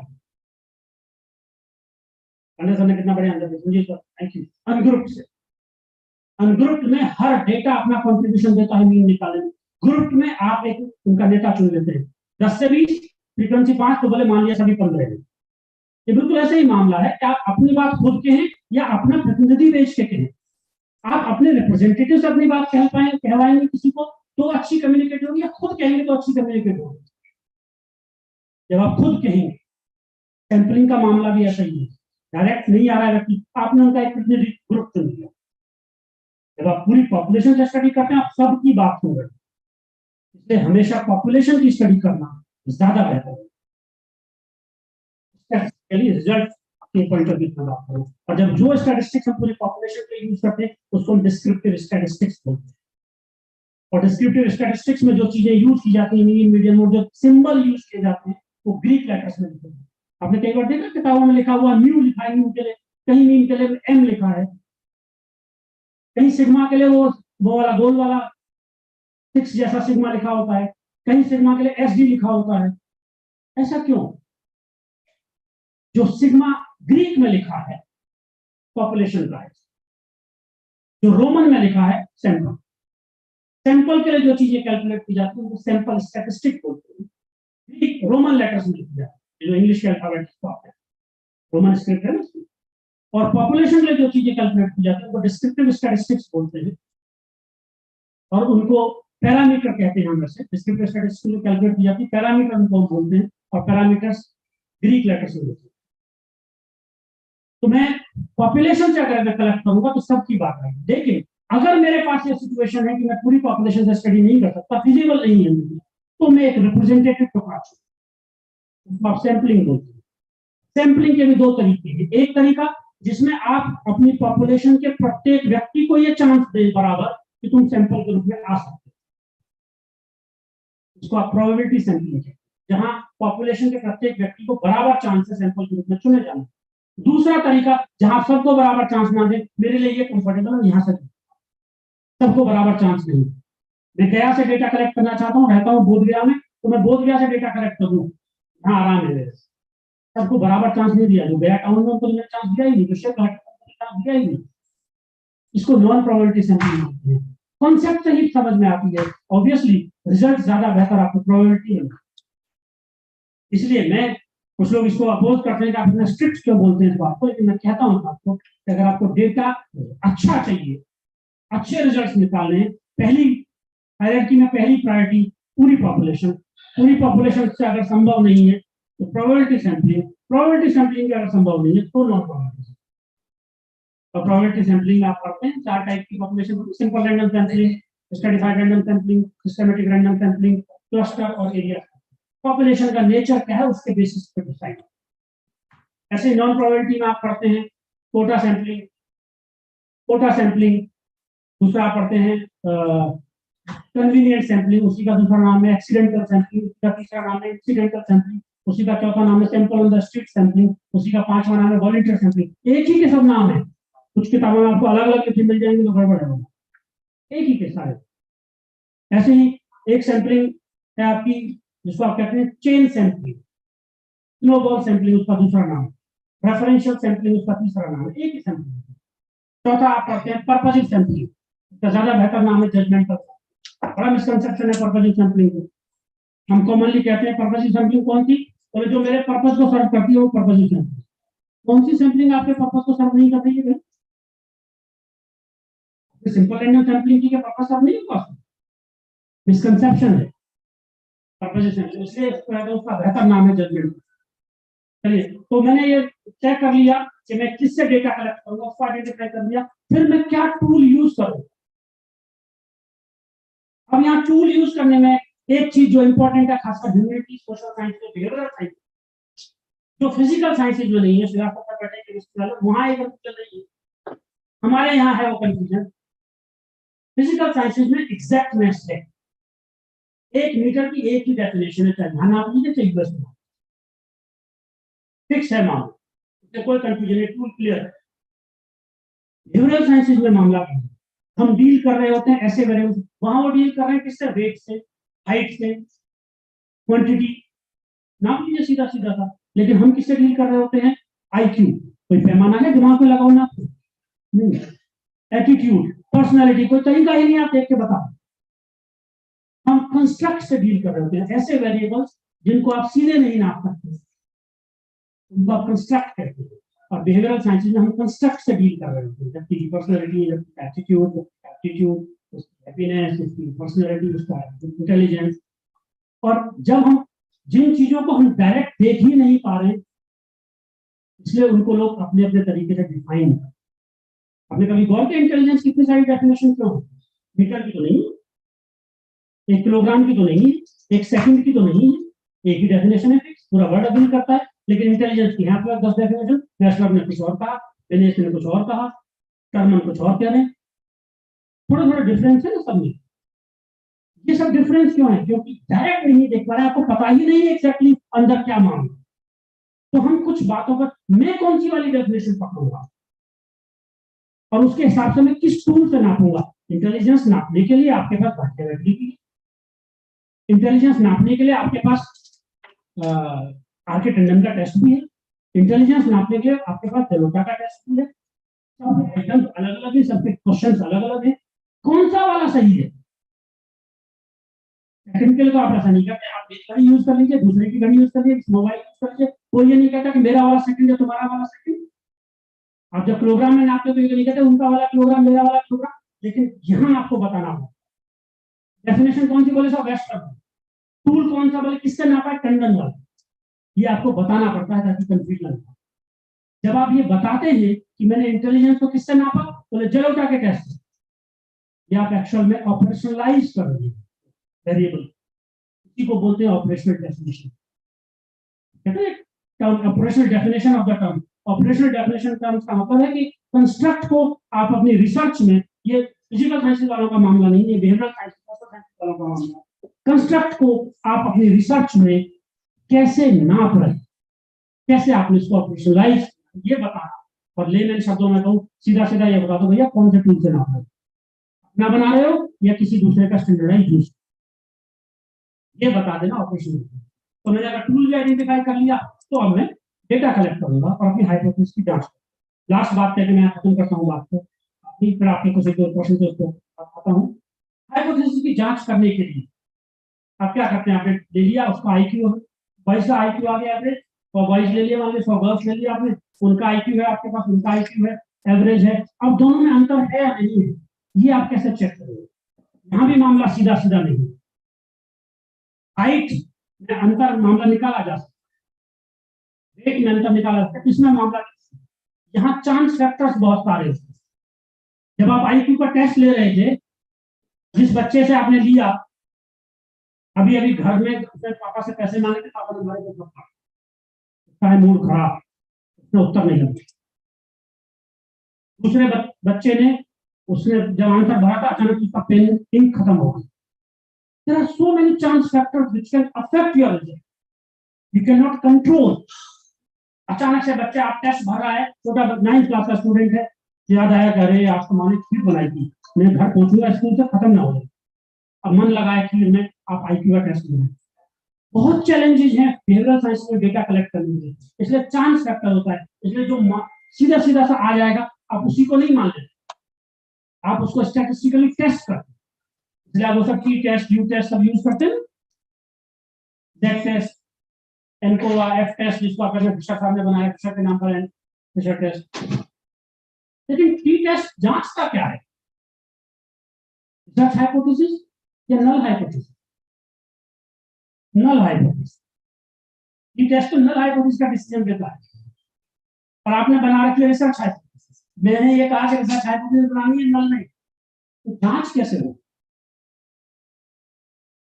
हम लोग पास अब हम नल बनाए, जांच तो नल से होगी। नल के बदले में नल बनाएंगे इस तरीके से कि मेरी रिसर्च हाइपोथेसिस और नल में से कोई एक बात है। लड़के लड़कियों के बीच में सार्थक अंतर होता है आईक्यू के लेकर, मेरी रिसर्च हाइपोथेसिस है। लड़के लड़कियों के बीच में आईक्यू को लेकर सार्थक अंतर नहीं होता है, ये नल हाइपोथेसिस है। इन दो में से कोई एक ही बात नहीं होगी।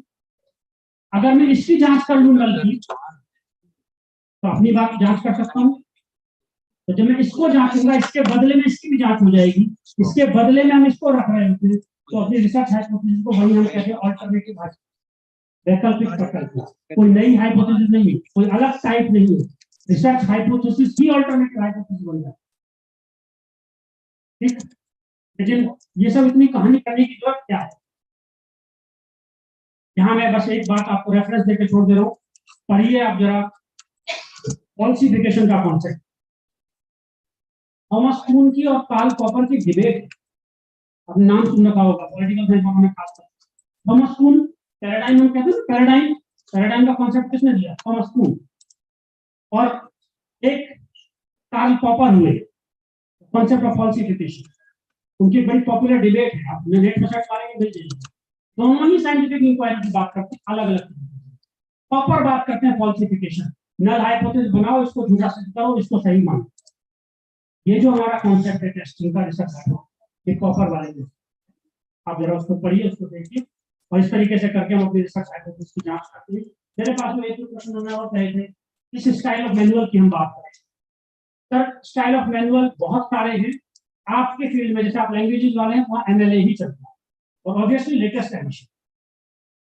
अगर किसी जर्नल को आपने टारगेट किया हुआ है, मैक्सिमम जर्नल जो अच्छे जर्नल हैं वो अपना तरीका बताते हैं, या तो लिख देते हैं कि ये एमएलए ये एडिशन, इसको फॉलो करिए, क्लियर हो गया मामला, या वो अपना तरीका बता देते हैं पूरा पेज के साथ, हमारे में ऐसे रेफरेंस। तो आप जर्नल को अगर टारगेट कर रहे हैं रिसर्च पेपर के लिए, उसको फॉलो।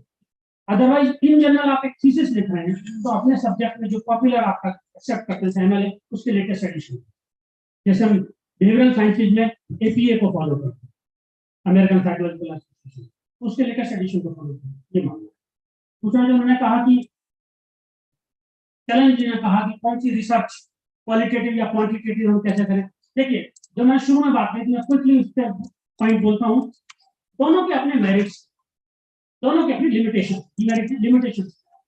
क्वालिटेटिव रिसर्च की अपनी मेरिट ये है कि वो डीप में एक्सप्लोरेट करती है, लेकिन जब आप गहरा खोदेंगे तो ज्यादा एरिया में नहीं खोद पाएंगे, तो वो बहुत एरिया में जनरलाइज होता है। वहीं क्वांटिटेटिव में आप बहुत एरिया में फैलते हो तो गहरा खोदते हो, फिक्स रास्ते पे आप चल रहे हैं, पास की चीजों से आप दोनों के अपने फायदे होते हैं। बड़ा पॉलिसी डिसीजन आपको करना है तो आपको बड़ा डेटा चाहिए, आप क्वांटिटेटिव आपको स्पेसिफिक कॉज चाहिए, इसीलिए आप धीरे धीरे मिक्स्ड मेथड्स की बात ज्यादा पॉपुलर करेंगे। यू कॉम्प्लीमेंट, आप एक की कमी को, लिमिटेशन को दूसरे के मेरिट्स से पूरा करें, क्वालिटेटिव और क्वांटिटेटिव का कॉम्बिनेशन। इसलिए अगर क्वालिटेटिव क्वांटिटेटिव चल रहा है, पॉपुलर है, डिमांड में है, डेटा दिखता है, स्टैटिस्टिक्स देती है, तो गलत में जाने की जरूरत नहीं, उससे प्रभावित होने की जरूरत नहीं। आपका क्वेश्चन कितना इंपॉर्टेंट है और आप कितना इंपॉर्टेंट कंट्रीब्यूशन दे रहे हैं नॉलेज गैप में, वो मैटर है, चाहे वो क्वालिटेटिव अप्रोच से हो चाहे वो क्वांटिटेटिव। देखिए मैडम साहब आपने जो पूछा था वो शायद आप आगे इसमें कवर हो गई होगी। फंडिंग एजेंसी का एक पूछा था प्रश्न संजय जी ने। फंडिंग एजेंसी का देखिए था मामला, उसमें भी एरिया स्पेसिफिक है, और जैसे सोशल साइंसेज में आप है तो आईसीएस के साथ बहुत कॉमन फंडिंग है, साइंसेज में डीबीटी वगैरह है। आपका क्या सब्जेक्ट है? इंग्लिश। यूजीसी आईसीएस साथ भी फंड मेरी जानकारी संभव गलत नहीं हो, उस एरिया की, हर एरिया की फंडिंग एजेंसी है, ये बड़ी कॉमन फंडिंग एजेंसी। और आजकल तो और भी नए नए तरीके से गवर्नमेंट फंड प्रोवाइड कर रही है, और आने वाले टाइम और बड़ी प्राइवेट एकेडमी, और आने वाले टाइम पर और बढ़ेगी।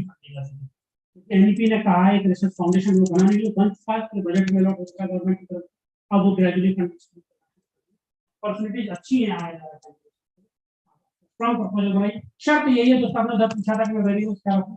जब अगर मैंने उस प्रश्न को लिया होगा जिसने मेरा इक्विलिब्रियम डिस्कस किया है, तो मुझे वेरिएबल की तलाश पे दूसरों के पास नहीं, तो मेरे ही पास नहीं, वो प्रश्न ऑटोमेटिकली खत्म हो जाता है। इसके लिए और थैंक यू, आपने इतने धैर्य से सुना। शैलेंद्र जी और टीम आप लोगों ने मुझे बुलाया, और विनय सर आपने भी धैर्य से सुना। Thank you very much.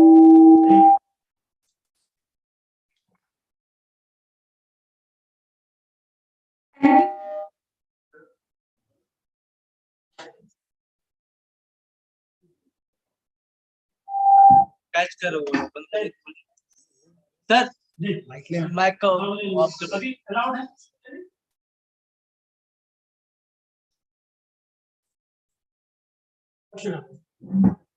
Very good morning to all of you. Myself, Dr. Sanjay Kumar Pandey, Associate Professor in the Department of Education.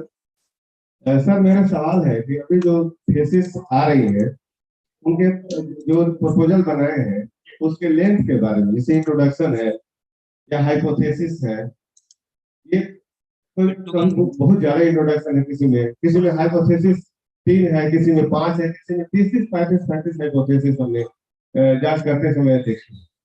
तो एक जो भी उसका जो फॉर्मेट है उसके प्रॉपर लेंथ के बारे में हम लोगों को दिखा देते तो अच्छा है। देखिए एजुकेशन वाली बात से शुरू करूंगा। आपने एजुकेशन से स्पेसिफाई किया है, रिसर्च प्रपोजल को लेके बहुत सारे मिसकंसेप्शन थे। अभी हाल ही में ये भी देखा कुछ जगह बच्चे रिसर्च प्रपोजल में पता चला कि 10 पेज का रिव्यू ऑफ रिलेटेड लिटरेचर लिखा हुआ, तो रिसर्च कर तो क्या आधी से ज्यादा तो प्रपोजल का मतलब सीधा सा, और चाहे वो रिसर्च प्रपोजल हो चाहे वो थीसिस हो, एक चीज ध्यान दीजिए, आप रिसर्च की किताब नहीं लिख रहे, आप अपनी रिसर्च की रिपोर्ट लिखिए। आप ये मत बताइए कि सैंपलिंग कितना टाइप की होती है, ये सैंपलिंग है रिसर्च में, या की टेस्ट का मतलब क्या होता है ना, जिसको वो सीखना है वो रिसर्च की किताब पढ़ेगी, आपकी थीसिस नहीं। आप तो सिंपल ये बताइए कि मैंने ये सैंपलिंग यूज किया और क्यों यूज किया और कितना सैंपल। ऐसे ही शुरू में मेरी समझ से, और कुछ लोग उसको इंट्रोडक्शन वगैरह डिफरेंट हेडिंग से बांट देते हैं, एक बहुत सिंपल सा background of the study sufficient होता है proposal.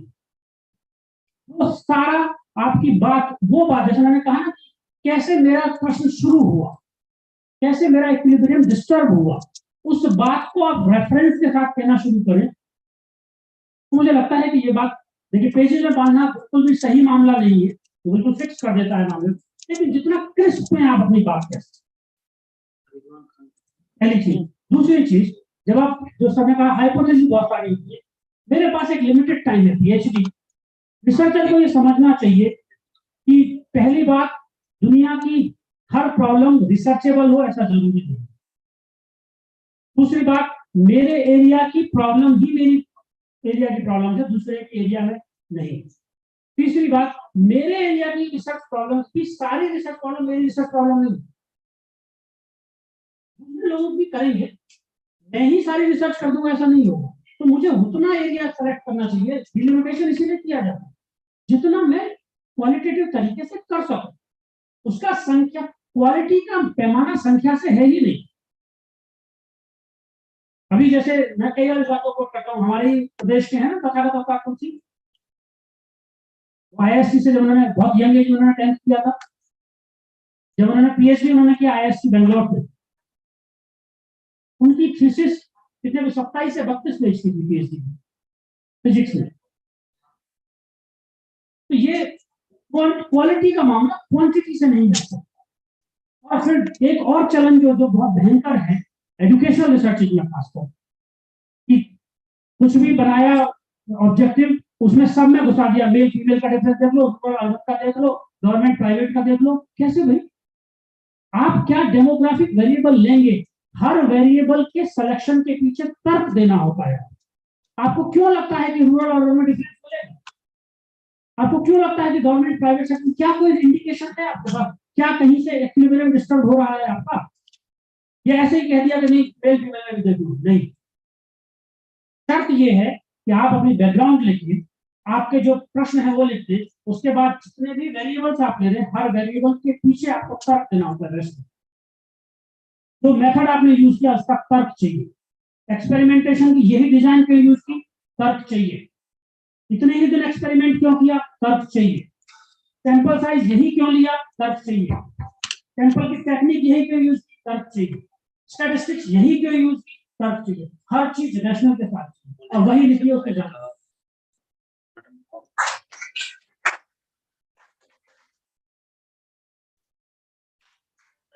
Thank you, respected Professor Kaushal Kishore, sir. We are humbled and grateful for the insightful and thought-provoking lecture you provided on the topic of research writing. It was an incredibly informative session with direct interaction with the participants. Your explanations were delivered with such clarity and passion, and it was evident that you have a wealth of experience and knowledge in this highly important field. The session was not only informative but engaging as well.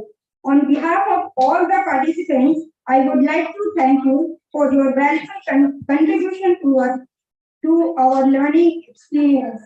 Once again, thank you for sharing your knowledge and expertise with us, sir. We look forward to applying what we have learned from you in our research pursuits. Thank you, sir.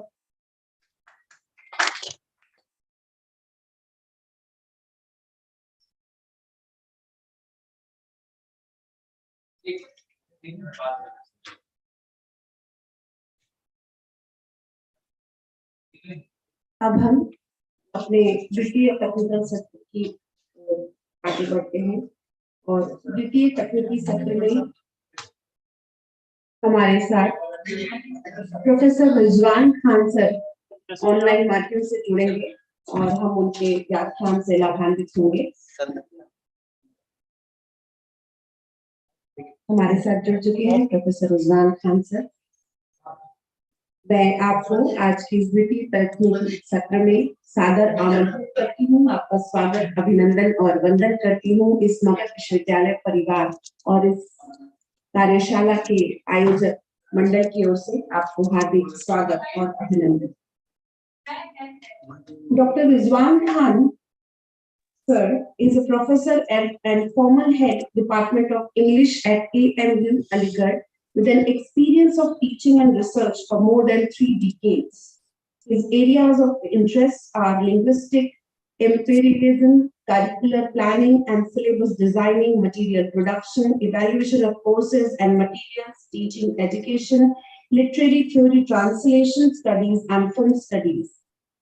He holds rich exposure to international projects in language and literature studies. In addition, he delivered lectures and discourse and seminar as a visiting fellow at the Department of Arts and Ethics at IULM, University Milan, Italy, and at the Department of English and American Studies, University of Pannonia. He has also taught English in NTIC Oman and King Khalid University, Saudi Arabia on extraordinarily leave from AMU. He has been consistently engaged in various academic activities as organizers, keynote speakers, discussant, teacher educator in series of national and international seminars, conferences, and workshops. He is also an editor and an author. His edited books such as Build Your Language and Enrich Your Language, published by Cambridge University Press, and The Lasting Legacies of Mulk Raj Anand, attribute a remarkable contribution along with dozens of other publications. He has also received a number of awards and scholarship: Indo-Hungarian Exchange Fellowship 2010, SSR Award for Innovation in Teaching and Certificate of Unit Credit for a National qualification by Royal Society of Arts, London in 1998. Sir, हम आपका हार्दिक अभिनंदन और स्वागत करते हैं और आपको आज के व्याख्यान के लिए इस मंच पर ऑनलाइन माध्यम से आमंत्रित करते हैं। बहुत बहुत शुक्रिया, thank you.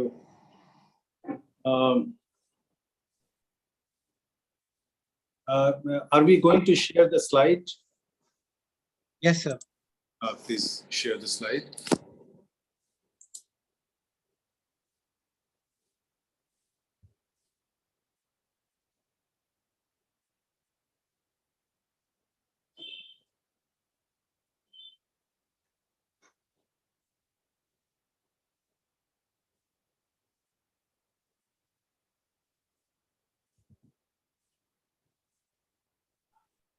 Is it visible to you, sir?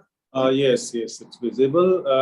I'm highly thankful to the Vice Chancellor, Magadh University and his team, along with Professor Rahmat Jahan, the Director of IQAC, and the team for this very seminar that you are having these days.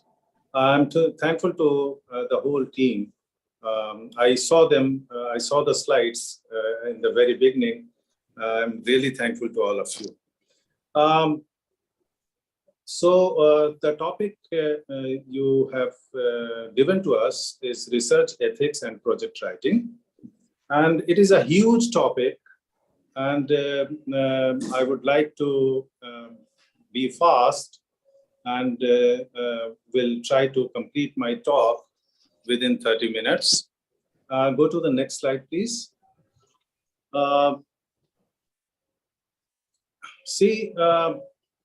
First of all, in this slide, I have talked about the objective, the purpose of higher education institutions. Earlier in 19th century and later on also, the purpose of higher education was character building and scientific temper. And you can see the Radhakrishnan Commission and Kothari Commission and all those talked of wisdom and knowledge, aims of the social order, love for higher values of life, training for leadership. These concepts were given in order to promote character building of students, and scientific temper. This was one phase. Later on, when we were students, we shifted from character building to career building. I remember in 1980s, we talked of career building, and character building took a side seat. We shifted on career building, and I hope that you understand the meaning of career building. And this also, this concept was also, proposed by various commissions and committees. Nowadays, the present day mantra talks of teaching and research. And one thing that I want to tell you, that we as teachers, we always say that our main purpose is teaching. And we always ignore research. So nowadays, we must take it to our mind that our basic purpose is teaching and research. Both are equally important. And this thing has been advised and propagated by NAC, ranking agencies, and NEP 2020. Go to the next slide, please. If you look at this slide, there are 7 criteria of NAC, starting with curricular aspects, teaching, learning, research, infrastructure, student support, organizational management, and healthy practices. In this, if you look at 2nd and 3rd, teaching and learning, the marks given to teaching and learning in a university is 150, and the marks allocated to college is 280 out of 900. University, it has 1,000 words, 1,000 marks for all the 7 criteria, but out of that, 150 goes to teaching and learning. And in research, 250 goes to research. So if you look at this, you need to understand that research is more important in a university, more important than teaching and learning. If you go to college, you can see the in red ink, the marks allocated for teaching and learning is 280 out of 900. And for research, it is 120. So what I'm saying is that both are important with regard to higher education institutions. We must teach and we must do research. Go to the next slide, please.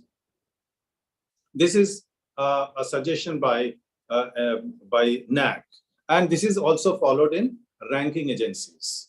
I'm sure you are aware of NIRF, and you are aware of Times Higher Education. You are aware of so many agencies which are there. Likewise, if you look at this slide, there are 8 items. It starts with diversity at local and local curriculum and pedagogy and policy. It starts with 1 and goes to 8, which is at the top. It is written here, build on sustained research and regular assessment by educational experts. I'm trying to focus that research is as much as important as is teaching and learning. This is what is my contention. Go to the next slide, please.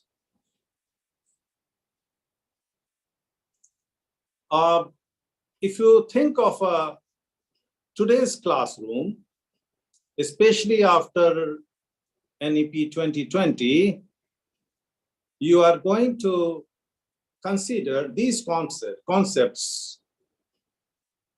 We need to define the teacher's identity.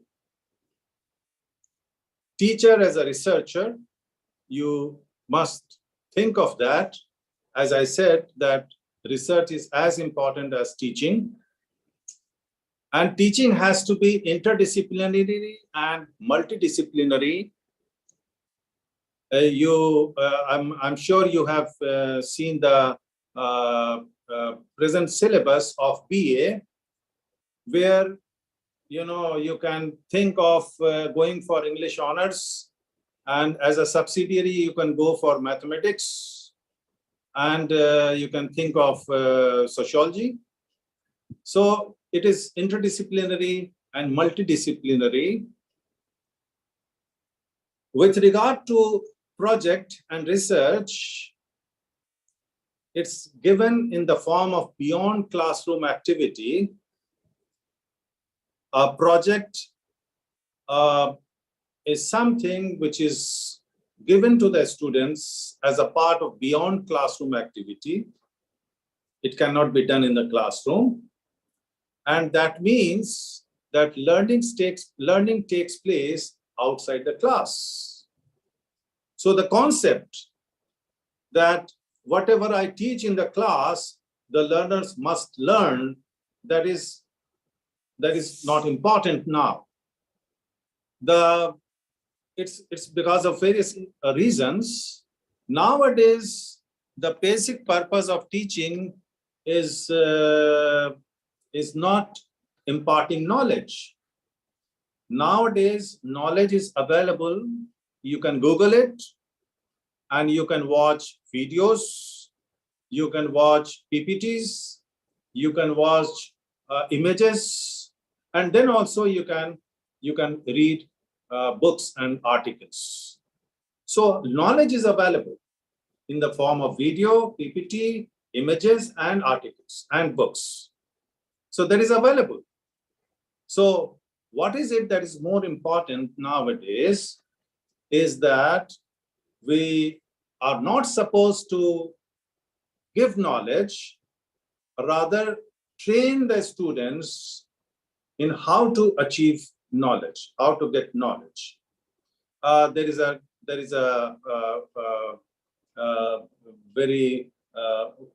quotation that if you give a fish, this is a Chinese quotation, if you give a fish to somebody, it is good for 1 or 2 times meal. But if you teach fishing, that goes for your whole life. So as a teacher, we need to teach, we need to train students in fishing, not giving fish. So that's what I'm saying, that it's beyond classroom activity and learning takes place outside the class. These concepts are very important nowadays. Go to the next slide, please. What do we mean by research? Research is a umbrella term. Research is an umbrella term, and nowadays, if you have designed syllabus for BA, for any according to NEP, in that we have introduced a couple of things from this list. The list in red. I'm sure you have incorporated seminar presentation. This we are doing it in here in Aligarh. I'm sure you have doing it there also. Oral paper or PPT presentation.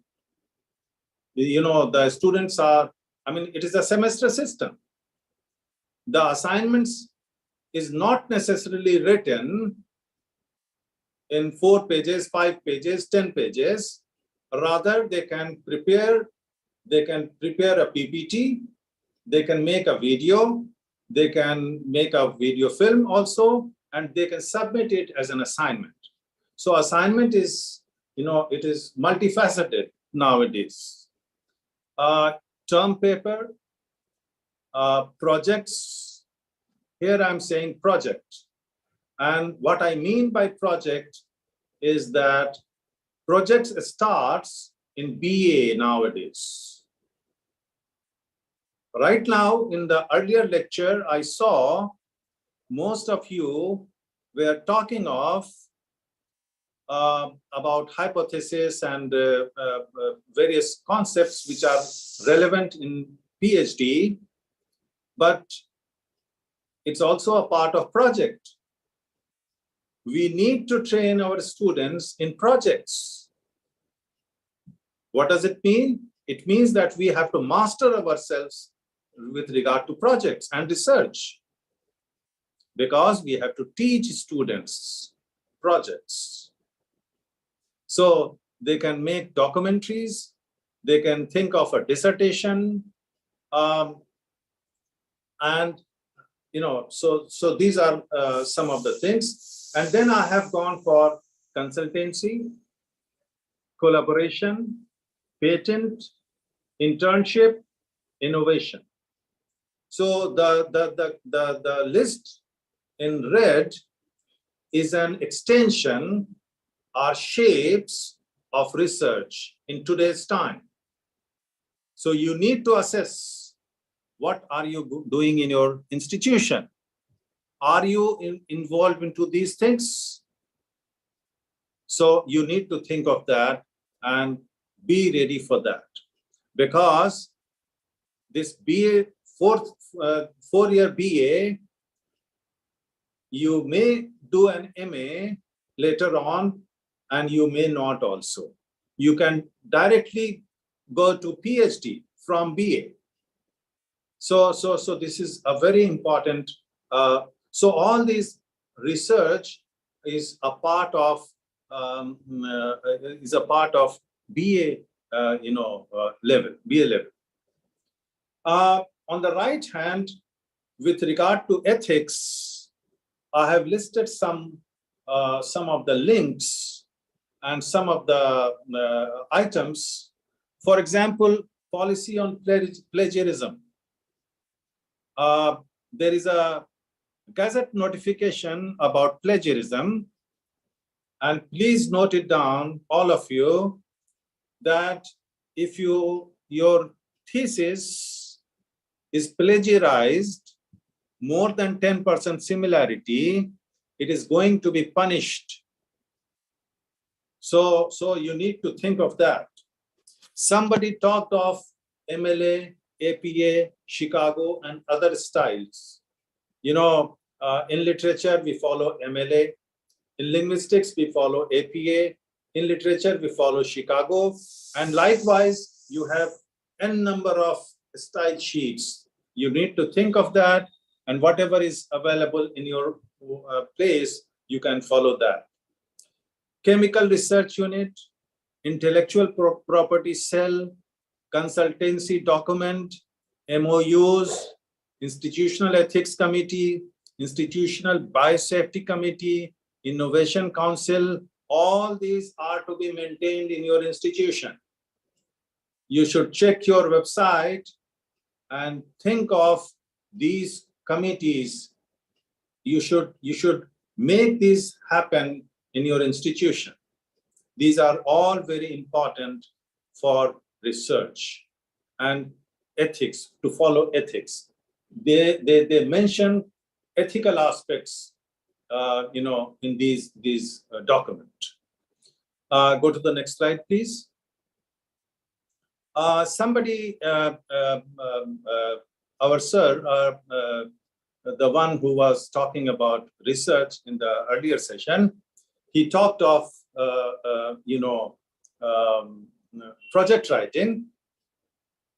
I have given a list here for writing synopsis or dissertation or project or thesis and such others.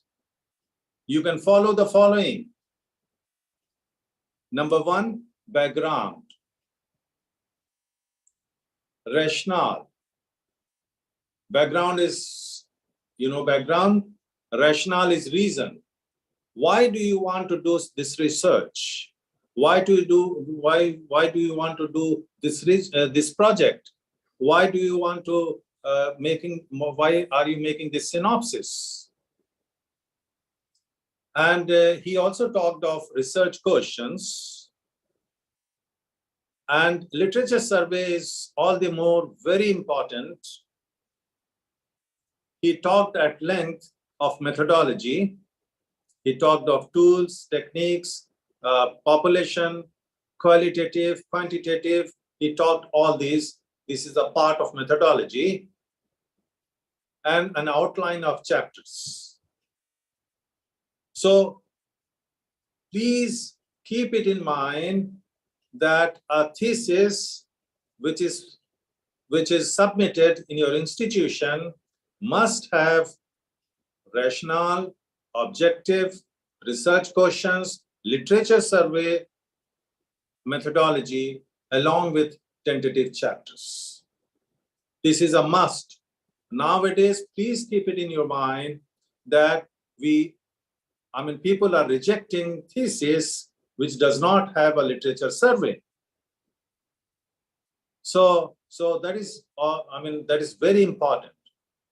And in your conclusion of the thesis, of the project, of the dissertation, you need to answer the research questions.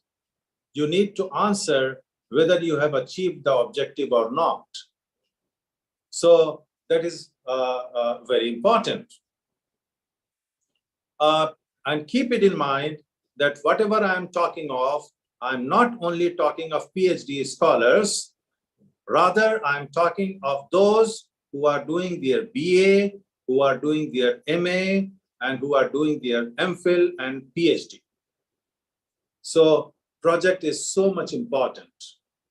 Go to the next slide, please.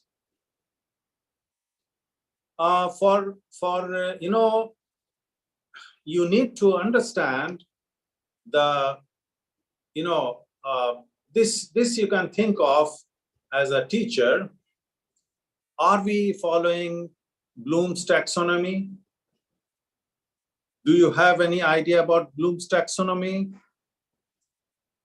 I'm sure those who are from B.Ed, those who are from education, they know about Bloom's taxonomy, but it is very important.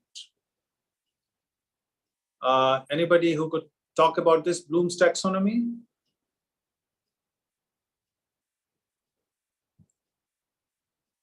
Okay, you can Google it, and when you Google it, go to images. Okay, go to images, and you can look at it, and you can this will help you in designing questions also for your examination, for examinations. Earlier we talked of IQ, but nowadays we are talking of multiple intelligence, which talks of each one of us are intelligent. So you need to Google it also. You need to Google critical thinking also, alternative assessment, rubrics for assessment, project-based pedagogy, task-based pedagogy, portfolio making, what is collaborative research, and participatory teaching, learning, and research. And each one of us have a link on ResearchGate, Google Scholar, or Academia, and something else. So this slide is very important with regard to what you practice in your classroom. Are we practicing this in your classroom or not? We need to think that, because the time has changed. We are, we need to forget the traditional teaching and learning situation. As I said in the very beginning, that the world is full of knowledge. Knowledge is available at tapping of a key. It's available everywhere. You can Google anything. It's available on your mobile. So you need to exploit those knowledge which is available, in and around you, and then you need to think, what next? How am I going to teach this? Because knowledge is everywhere. So the intelligent learners, they will not come to your class if you are imparting knowledge in the class. You need to train them in fishing. They don't want fish. Go to the next slide, please. I hope it's final one. Thank you so much. Your questions, please. And we can, any question that you have. यदि आप मुझसे कोई question पूछना चाहता है, हाथ उठाएं। किसी का कोई प्रश्न है सर से? Okay.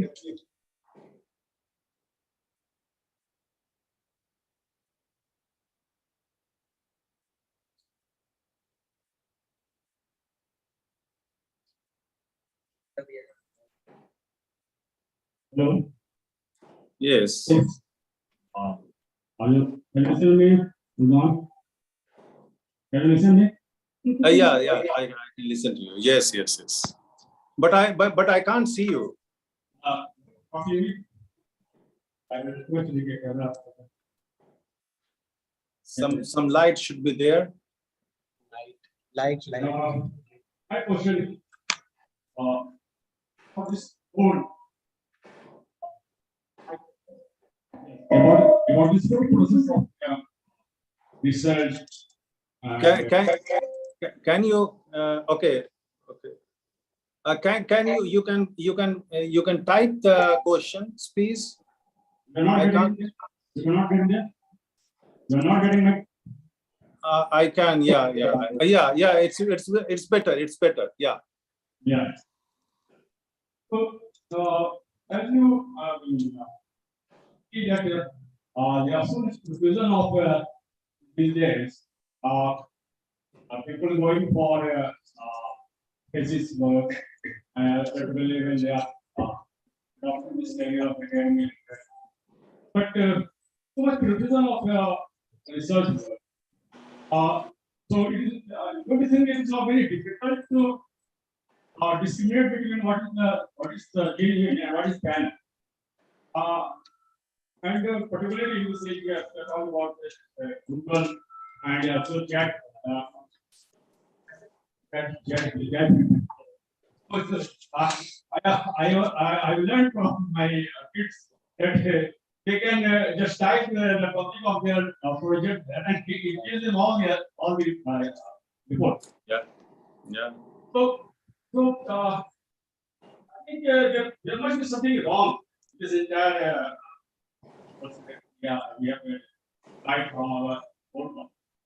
But now we want we should devise something new, so that the students in the graduation level they can actually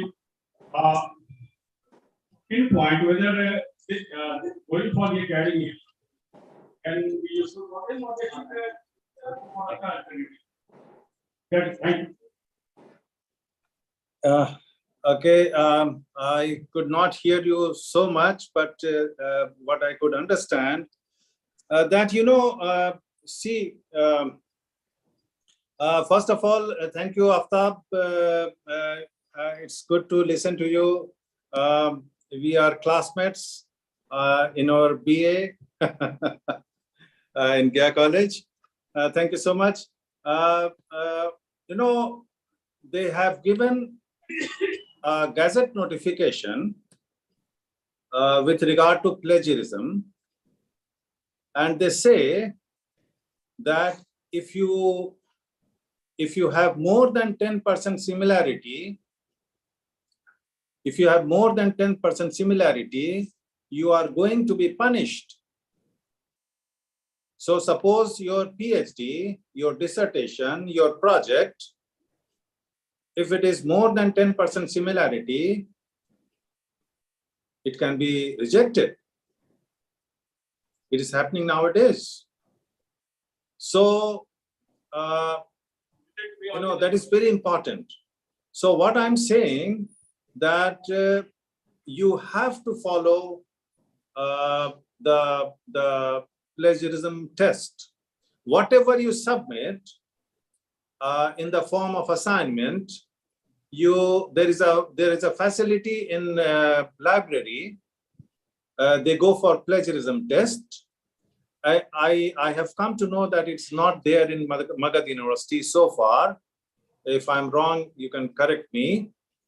But each thesis must be checked for plagiarism test by your university. So each thesis must be checked for plagiarism, and it should not be more than 10%. This is correct about thesis, dissertation, and project. What we are doing in Aligarh, we do this. The institution facilitates us. So that is very important. So it is not copy-paste. It's not copy-paste. It is original.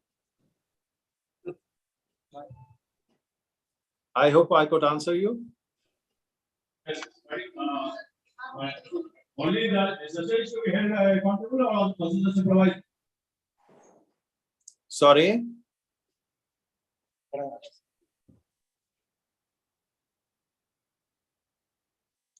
Say it again, please. Hello, Wilson. Yeah, say it again. I mean, I think the supervisor should also be held accountable. Or Yeah. No. The candidate has to submit the thesis. When it is typed, he will send it to the library for plagiarism check, and the library gives a report which tells that it should be less than 10%, and it is a detailed report. If it is 80%, 70%, it tells you why it is 80%. Then after that, you have to make it down.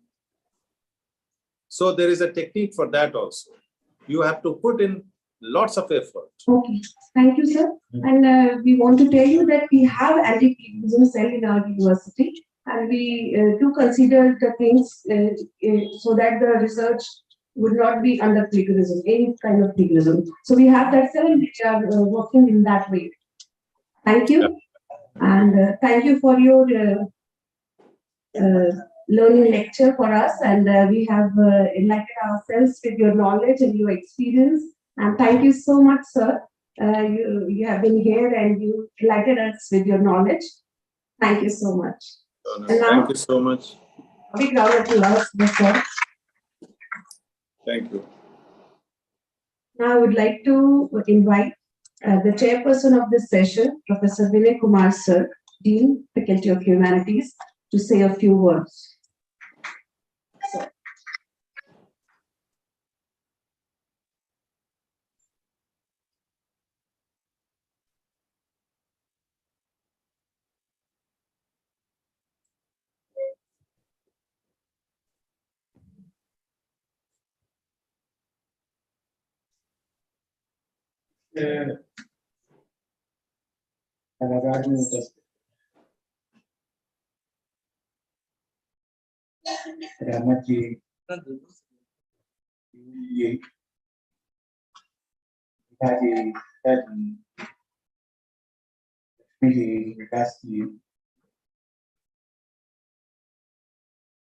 और हमारे बहुत सारे मित्रगण तथा हमारे छात्र और हमारी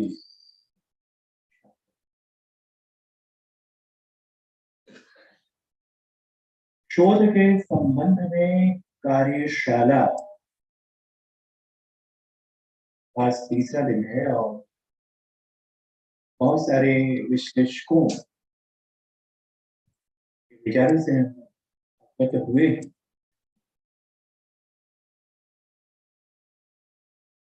शोध के दृष्टिकोण में विगत कई वर्षों में जो परिवर्तन मैंने देखा है, वही हमारे लिए दुर्भाग्यपूर्ण है।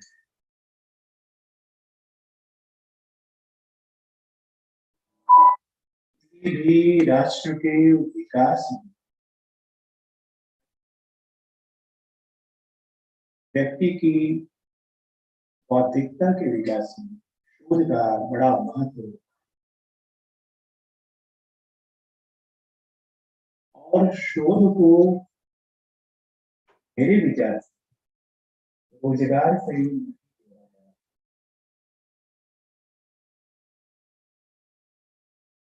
इसका आधार व्यक्तिगत जिज्ञासा हो तो ज्यादा अच्छा है, क्योंकि हाल फिलहाल के वर्षों में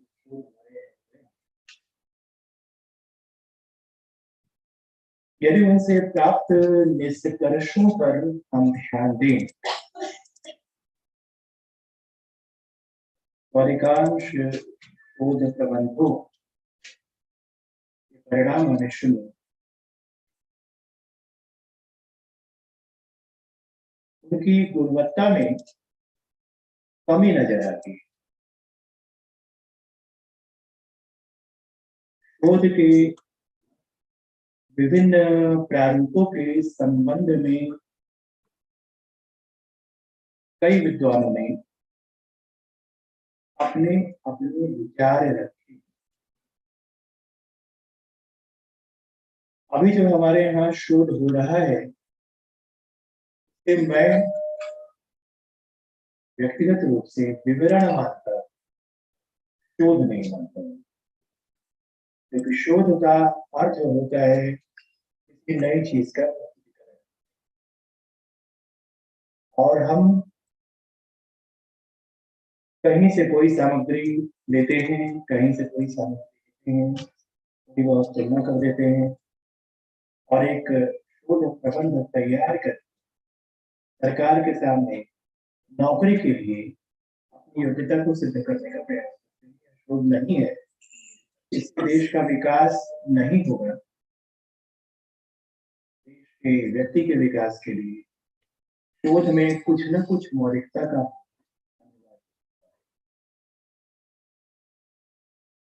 तो मैं विशेष समय नहीं लूंगा, छात्रों को सिर्फ इतना ही कहूंगा कि शोध को रोजगार से जोड़कर जल्दी जल्दी काम करने का प्रयास न करें,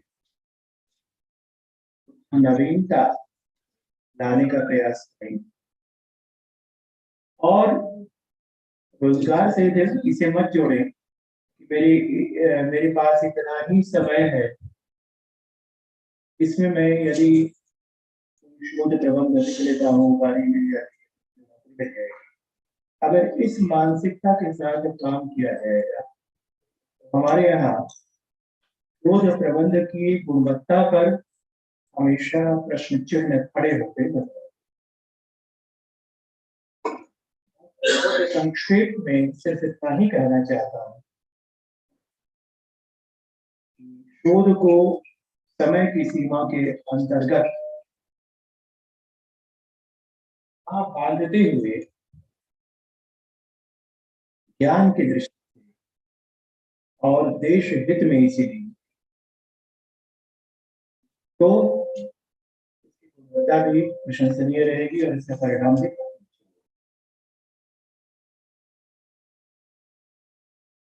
हमारे शिक्षकों में कमी नहीं, कुछ कमियां हमारे विद्यार्थियों में भी है, क्योंकि हमारे बहुत सारे शिक्षक चाहते हैं कि उनके निर्देशन में एक अच्छा शोध समाज के सामने आए। हाल फिलहाल के दिनों में ज्ञान के प्रति छात्रों में अभिरुचि की तरह से कमी दिखाई पड़ रही है, वह दुखद है। कई शिक्षक हैं जो दिल लगा के काम करना चाहते हैं, अपने छात्रों को आगे बढ़ाने के लिए प्रयत्नशील होते हैं। बहुत सारे हमारे बीच एक लंबा अरसा हो गया हम लोग को पढ़ाते हुए, लेकिन क्या करें, हमारी बेबसी छात्रों की बेरुखी है और हमारी अपनी भी सीमाएं हैं। तो अपनी बात एक शेर के माध्यम से कहते हुए मैं समाप्त करता हूं कि इस अर्थ में लीजिए, उफ बेबसी के धोखे,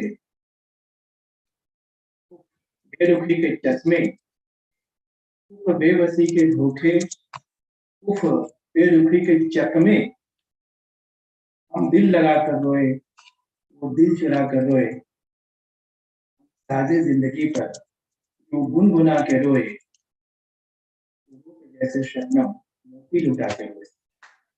तो शिक्षकों और छात्रों के बीच में सुंदरता, नए ज्ञान की तलाश की रुचि, परिश्रम का जज्बा, से तेल निकालने की प्रवृत्ति की वृद्धि, ये सारे ऐसे तत्व को समाज में स्थापित करने में सहायक, राष्ट्र में उनका हम सकते। बहुत बहुत धन्यवाद। बहुत धन्यवाद सर। सारा संक्षेप रूप में आपने पूर्व के दोनों सत्रों का विश्लेषण बहुत ही सरल और प्रभावक भाषा में हमारे समक्ष रखा। मैं आपका अनेक अनेक धन्यवाद करती हूँ। अब हम इस तृतीय दिवस की कार्यशाला के तृतीय दिवस के तृतीय सत्र की ओर आगे बढ़ रहे हैं और इस तृतीय सत्र के लिए हमारे साथ आज जो विद्वान जुड़ रहे हैं वो है डॉक्टर सत्यव्रत सिंह सर। धन्यवाद। क्योंकि समय काफी हो गया है इसलिए हम लोग लगातार सत्रों को आगे बढ़ा रहे हैं बिना अवरोध के, बिना ब्रेक के। तो तृतीय सत्र के जो हमारे वक्ता है वह है डॉक्टर सत्यव्रत सिंह सर। मैं आपको मंच पर सादर स्वागत पूर्वक आमंत्रित करती हूँ। जोरदार तालियां हो जाए आदरणीय प्रोफेसर के लिए। साथ ही इस सत्र की अध्यक्षता जो करेंगे वो हमारे मगध विश्वविद्यालय के आदरणीय प्रोफेसर पीयूष कमल सिन्हा सर। मैं आपको भी मंच पर सादर आमंत्रित करती हूँ।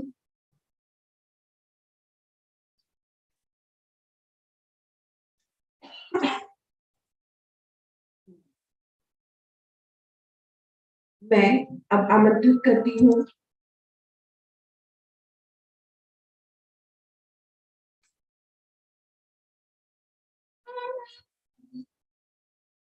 मैं प्रोफेसर प्रमोद कुमार चौधरी सर से निवेदन करती हूँ कि ट्रेजरर इस कार्यशाला के कोषाध्यक्ष प्रोफेसर प्रमोद कुमार चौधरी सर से निवेदन करती हूँ कि सर का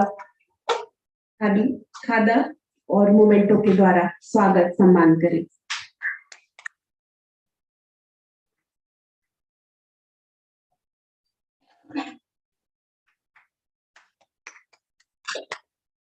मैं समाजशास्त्र विभाग की वंदना जी से आग्रह करती हूँ कि आप मंच पर आए और हमारे आदरणीय सत्राध्यक्ष प्रोफेसर पीयूष कमल सिन्हा सर का स्वागत करें।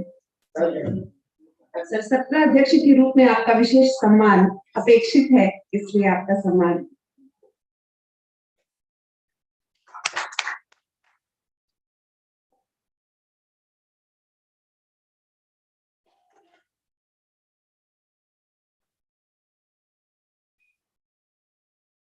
जोरदार तालियां बजनी चाहिए।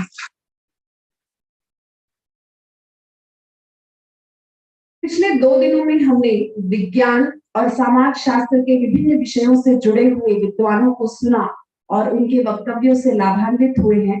आज इस कड़ी में मानविकी, लॉ और शिक्षा शास्त्र, इन 3 विषयों से संबद्ध विषय विशेषज्ञों से हम आज अपने विचारों को साझा करेंगे, उनसे कुछ प्रश्न पूछेंगे और उनके उद्बोधन को सुनेंगे। और इसी क्रम में आज हमारे बीच इस सत्र में डॉक्टर सत्यव्रत सिंह सर उपस्थित हैं। आप अंग्रेजी के प्राध्यापक रहे हैं और एक संक्षिप्त परिचय आपका यहाँ मैं पढ़ना चाहती हूँ। Dr. Satyavrat Singh, retired professor and head Department of English and former Dean, Faculty of Humanities, T.N. Bhagalpur University, has to his credit about 40 years of teaching experience up to postgraduate level. Apart from having authored an interdisciplinary critical work entitled Hardy, Yeats and Iliad Towards a Meaning of History, he has authored more than 30 research papers and has supervised 24 research scholars, leading to the award of doctoral degree. His association with various academic and administrative bodies of several universities and his contributions to seminar and conferences are significantly remarkable. So, we request you, sir, to please enlighten us with your experience and knowledge. Thank you, and please come.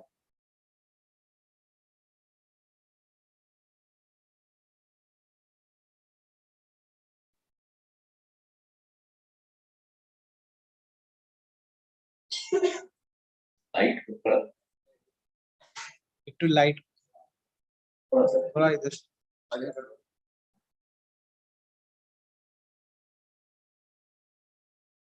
ठीक है sir.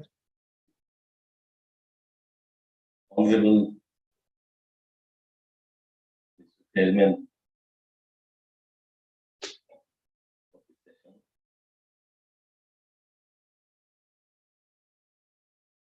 at the very outset, I thank the organizer of this workshop for having extended me an invitation to be present. I extend my heartfelt greetings to many persons, many of my colleagues who have known me. I also extend my heartiest greetings to all the participants, teachers, and research scholars present in this hall. The topic of this workshop is research, ethics, and proposal writing. Research is an umbrella term. There is no doubt in it. And research is, to me, an exercise, the training which I have personally received from my supervisor, is not the categorization or the classification which is in vogue, which is in practice.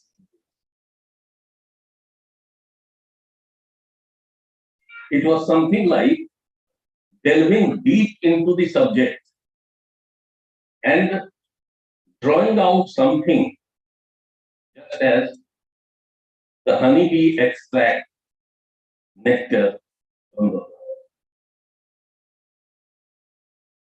At that point of time, it did not used to be a time-bound program that it has to be completed in 2 years, it has to be completed in 3 years.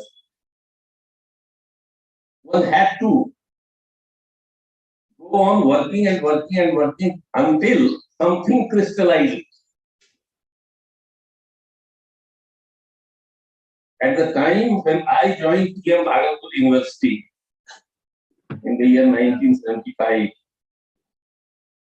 there was only one teacher who was awarded PhD, Dr. R.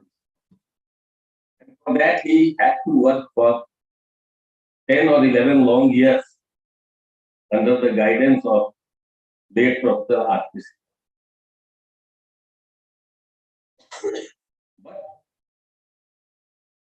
things change. And things change precisely because PhD was linked as a basic education at the entry point in the late 70s, early 80s. PhD was linked with time-bound promotions, and PhD was linked, and research papers are linked in different categories of promotion.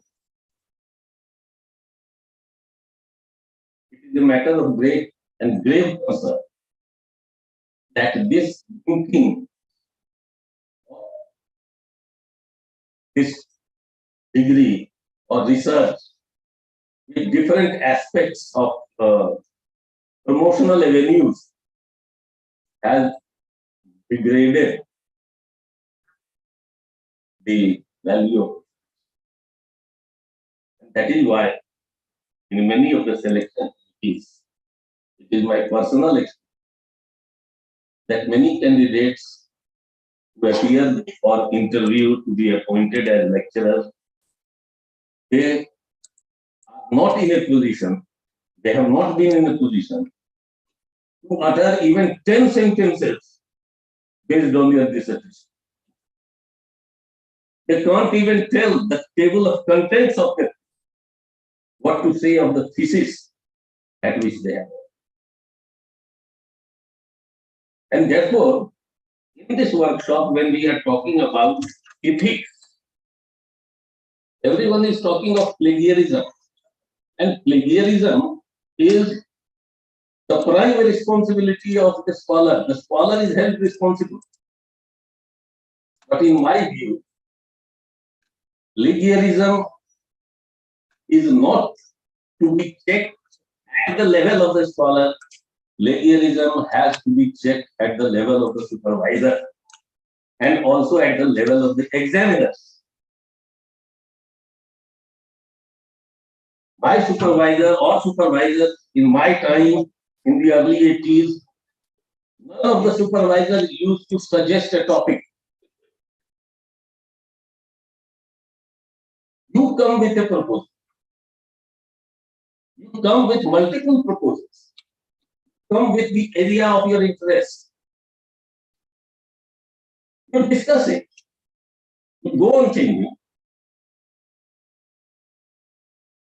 An agreement had to be reached. The suitability or non-suitability of the topic had to be discussed with the supervisor. The topic was not imposed on the spot. It is only when the scholar selects the area of his interest, selects the subject, he can arrive at giving some meaningful research. Research which can be useful not only to the scholar for the rest of his life during his academic career, but also for the classroom and also for,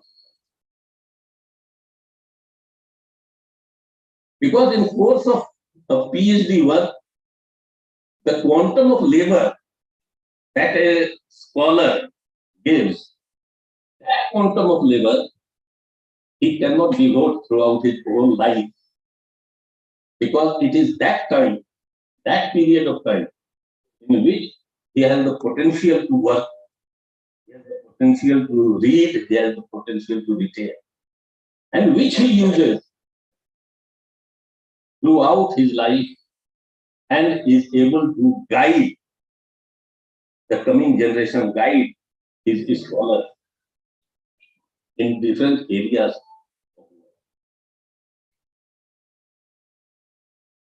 My second point is that we talk about research in humanities. In humanities, reading a text analyzing and interpreting a text and giving a meaning, that is not only the purpose of research. In humanities, I feel, it is my experience, that research can be made meaningful only when it has its links with the process of creativity, with the process of no writer is a Robinson Crusoe. He can't be. Nor he is a Narcissus, who either delights in isolation or is delighted only at looking at himself. Every writer is first of all the product of his society. He is an animal first. He can't negate the influence and the impact of his age. Therefore, to me, literature, meaningful research in humanities means and could be an interdisciplinary. Because only when you delve deep in interdisciplinary study, you can come to probe why a particular work of art has come into existence. You have to find out an answer. Why there was a Milton in the 17th century? Why not before the 17th century? Why was a Bacon, a Brown, only in the 17th century? Why is there no Bacon or Brown in the 19th century?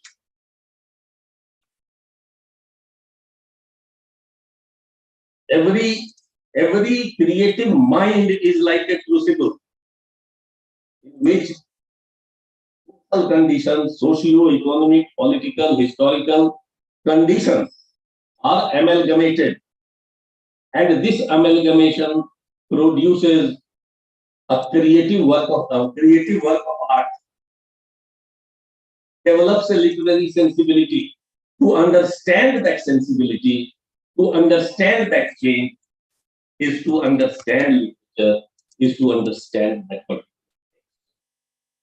If we talk, my point of reference will primarily be English literature, and therefore I am focusing on the 17th, and why I began from the 17th century, because 17th century is that particular and that strange age in the history of English literature, which after the 16th century, after the age of Shakespeare, it came with remarkable challenges. Shakespeare's age had no challenge. And if we have to rely on certain authorities, Keynes, for example, said the Elizabethan age was the golden age in the history of England, because that age was an age without challenge. And therefore, Shakespeare was able to produce gay comedies. No dramatist, no creative writer after the 17th century was able to produce a literature like that produced by Shakespeare. And therefore, Keynes says that it was only the Elizabethan age that produced a Shakespeare. The subsequent ages failed to produce a Shakespeare, and probably no age in human history will ever be able to produce. 17th century came with its own challenge. It came with the challenges of the rise and development of science. And when science started making greater impact on literature, challenges increased, and they increased in manifold terms. Bacon, for example, was advocating for science in an age that was still dominated by religion. Brown was advocating for religion in an age that was that had started to be dominated by science. It produced a crisis, and the crisis, a response to that crisis, Milton had no option but to write an epic like The Paradise Lost, and he had to sum up by saying, "Just are the ways of God to man." Because being a Catholic, being an ardent believer in Christianity, he could not negate the authority. Although the subsequent ages will negate. So, if you delve in interdisciplinary studies, you have to take into consideration the socio-political, historical, religious beliefs. You have to take into consideration the ideas and thoughts of Hobbes and Locke. You have to take into consideration the Long Parliament. You have to take into consideration the first experimentation in the Commonwealth regime, of which John Milton himself was also a parliamentarian. So these considerations have to be taken into consideration, and that is why you see one type of literature in the 17th century, another type of literature in the 18th century. When, for example, you have Voltaire and Rousseau coming on the forefront, you have the French Revolution, you have the coming of the Romantics, and at the time of coming of the Romantics, you not only have to take into consideration the French Revolution, you also have to take into consideration that why the Romantics came with a clarion call. The clarion call to that nature is our friend, teacher, guide, philosopher, and whatnot. Precisely because what in modern term we call ecocriticism, the instinct to save nature. The process has started. It has its roots in the Romantics itself, because England at that point of time was making preparations for the Industrial Revolution to come. And as a mode of making the Industrial Revolution, welcome the Industrial Revolution, what had done was that the great meadows and the forests were being cleaned, and they were substituted by huge industry, gigantic industries, iron industry, coal mining districts, and so on and so forth. And that is why Wordsworth had no option but to plead for saving nature by making them a friend, a teacher, guide, a philosopher. Wordsworth went to the extent of personifying nature in the form of Lucy. And the death of Lucy by the end of each of the Lucy poems. What is it? It is death of nature itself in the 19th century, the process of slow and gradual death of nature.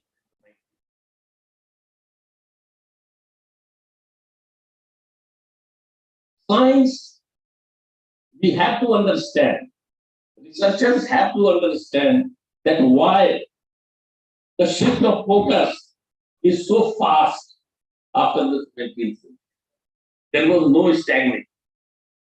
Progress had to be understood. It accelerated the pace of progress. Science accelerated the pace of progress. And in the 19th century itself, you don't only witness Romanticism, you also witness Victorianism. You witness utilitarianism. You witness the rise and emergence of communism.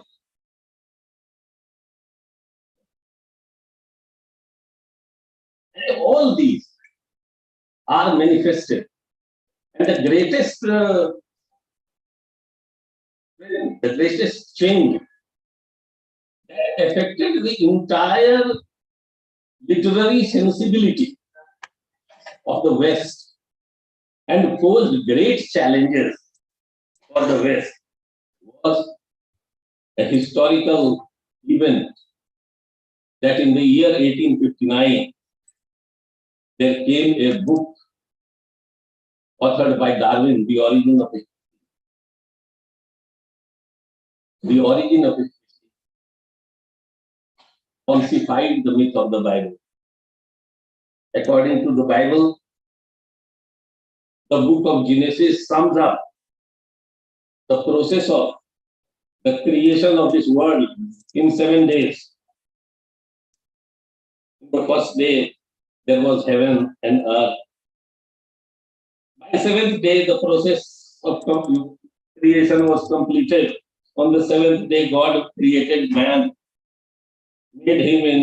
put him in deep slumber, pulled one of his ribs, and created Eve, the first woman on the earth. And the process was complete.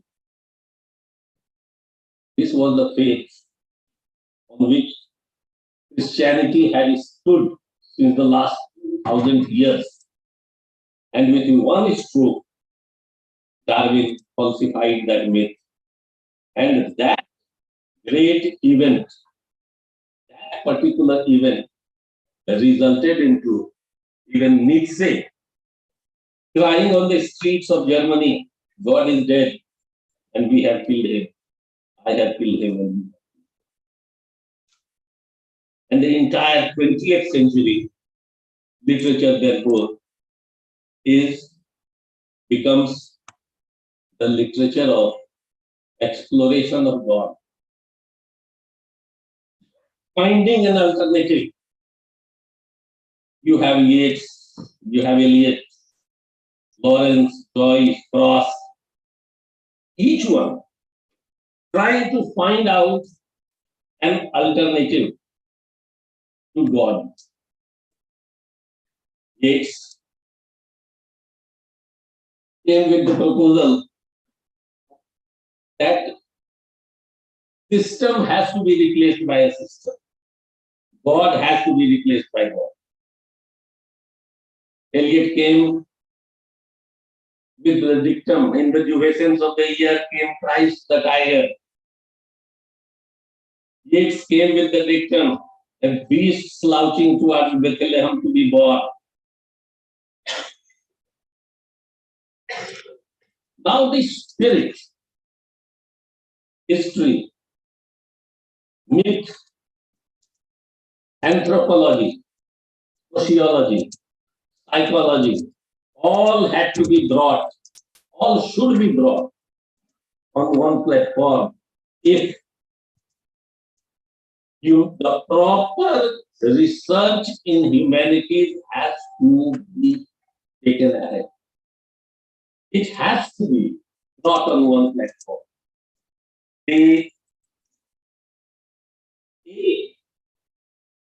Or the respective ages, every age has a challenge of its own.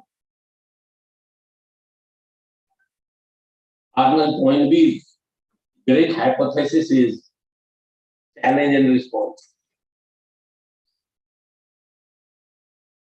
Every great challenge, if creatively responded, gives birth to a new differences, a new set of histories, a new set of values. In Blake's time, it was mercy, pity, peace, and love.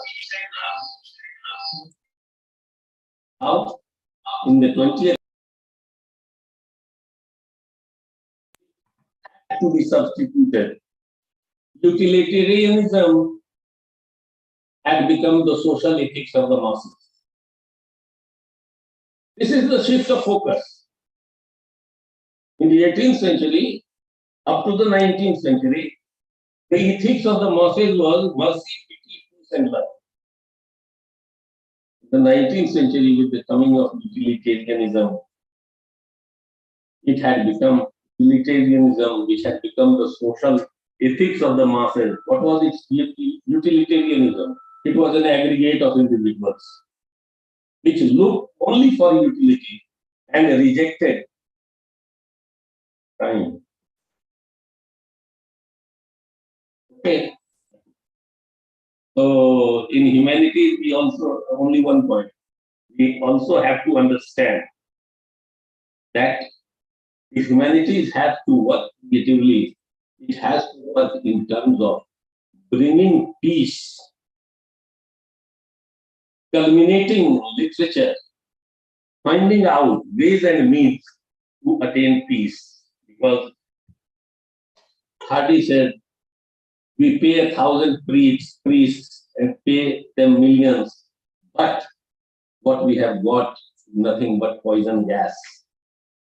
So different branches of learning have to be collaborated to see and understand humanities and achievements. Thank you.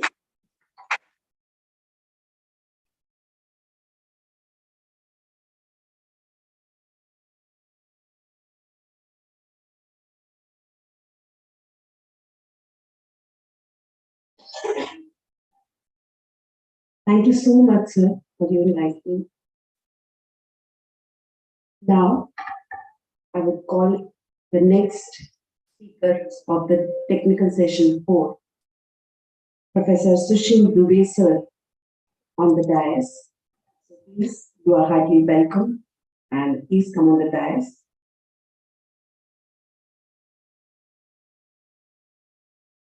Professor Dr. Sushil Dubey is working as professor in head Department of Philosophy, coordinator PG Diploma in Vipassana and Yoga, Nalanda Mahavihar, Deemed University, Ministry of Culture, Government of India at Nalanda, Bihar. I cordially welcome you, sir, on behalf of the university and from the organizers of this workshop. Please give him a huge round of applause. And I would like to invite Dr. Sanjay Kumar, sir, from English department to felicitate sir with memento, Angavastra, and replica.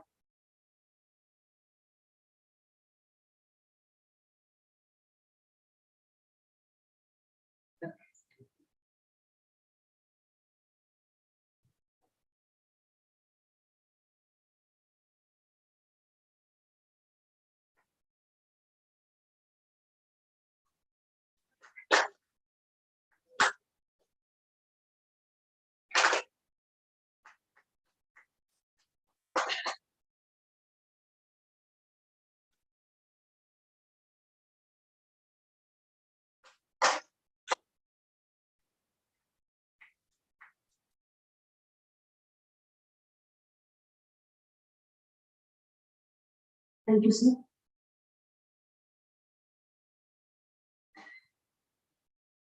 Professor Sushil Dubey, sir, has the area of specialization as yoga philosophy and practices Indian philosophy, Indian value system, ethics and culture. And his area of competence is research and publication ethics, research analysis and administration, Sanskrit text-based studies, philosophy of religion, and Gandhian philosophy. Professor Dubey has, for his credit, publication of 14 books, 41 research papers, 10 radio talks on yoga, 1 television broadcast on Surya Namaskar to EduSet.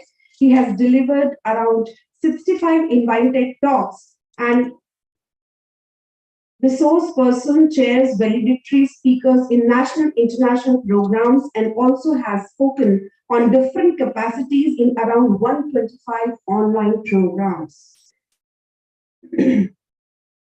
Dr. Dubey has received Best Book Award on his book Kautilya Arthashastra from ABDP, honored certificates from MDNIY, New Delhi. Dr. Dubey has been figured in India Today, national magazines in 2008. And there are a lot of things onto his credit. He has been the expert member committee meeting and so many ICHR expert member of yoga in TKGL and lots more to his credit. So we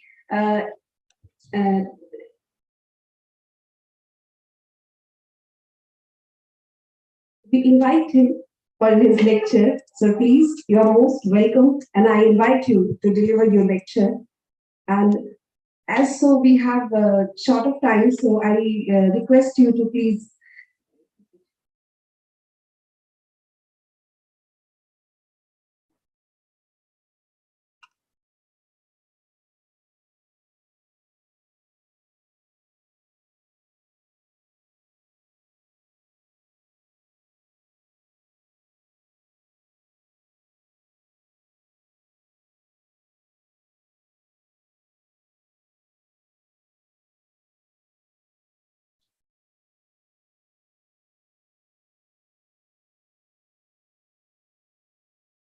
very honorable chairperson of this session, and earlier to me, the learned speaker and all who are here, director and in charge of IQAC, holding the responsibility for organizing this 5-day, very important and significant exercise, workshop, and very energetic Dr. Shailendra Singh ji, who has been the organizing secretary, and all of you are who are the distinguished, I suppose, abilities, scholars, teachers who are here, as well as who are at the live streaming. Welcome you. Hindi में बोल देंगे, पहले अंग्रेजी में बोला गया था। सभी का स्वागत है और महत्वपूर्ण कार्यक्रम में, और ऐसा ही क्रम हम पूरे प्रेजेंटेशन में रखेंगे।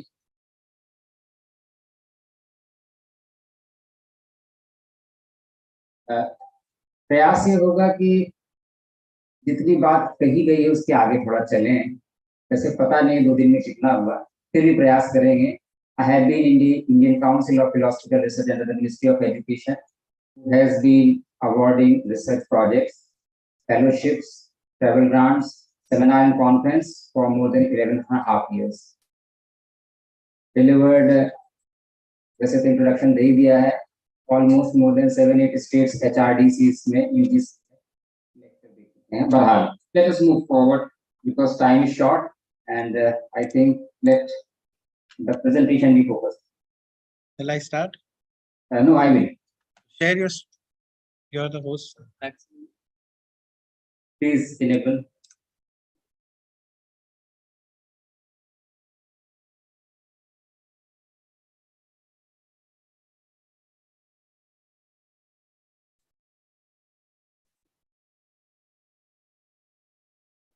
This is the presentation. We have been listening on this topic for, I think, the 3rd day and perhaps 4th.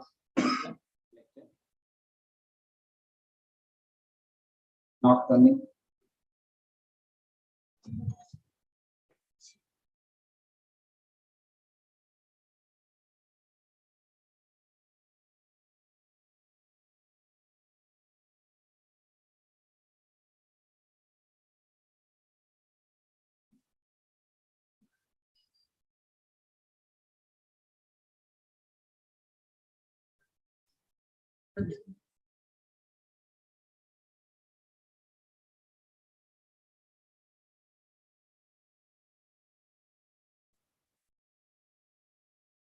So anyway, meanwhile, taking place, we should not stop. Ethics, research. वास्तव में ethics की जरूरत पड़ती क्यों? नीति, नैतिकता का सरल अर्थ हम सभी जानते हैं, बिना नेताओं के तो कुछ चलता है। नेता, नीति शब्द आया है घी कुत्ते लगाकर ले जाने से, जो ले जाता है, इससे नीति शब्द संस्कृत से निकला हुआ है। So for that we have the leaders and leads, ethics and morality. Morality, our conscience, and ethics, which are the rules and codified. Character में भी act लगा हुआ है, how to act, how to behave, behavior and our or code of conduct.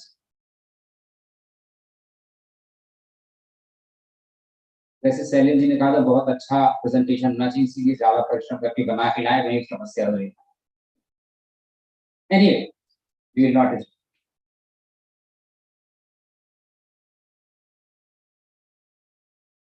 Research ethics particularly has been very important as we have been listening to the plagiarism and so far so many issues in our Indian administrative services. Also, we have been since 2013 paper on integrity. ये जिसकी हमने बात की ले जाना कैसा होना चाहिए, इंटीगर, एकीकृत, यूनेस्को से लेकर किसी भी government job to private job में जाएंगे, वहां पर एक even from the very beginning of our schools education character certificate होता है, इसमें एक्ट की बात होती है। how was the act, how was the behavior, how was the student.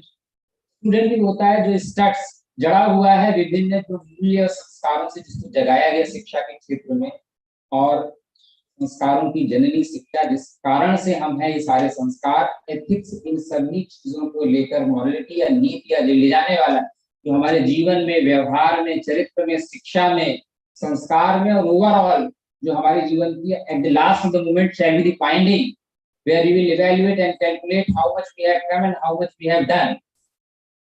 सारा ताना बाना एथिक्स से जुड़ा हुआ है। बहरहाल we will delimit our here short discussion of only 4 and 5 45 minutes आप कर दीजिए presentation. It is connected.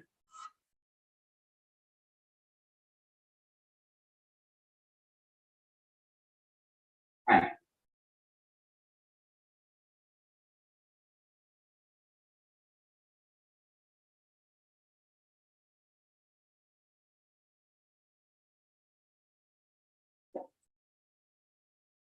So this is topic.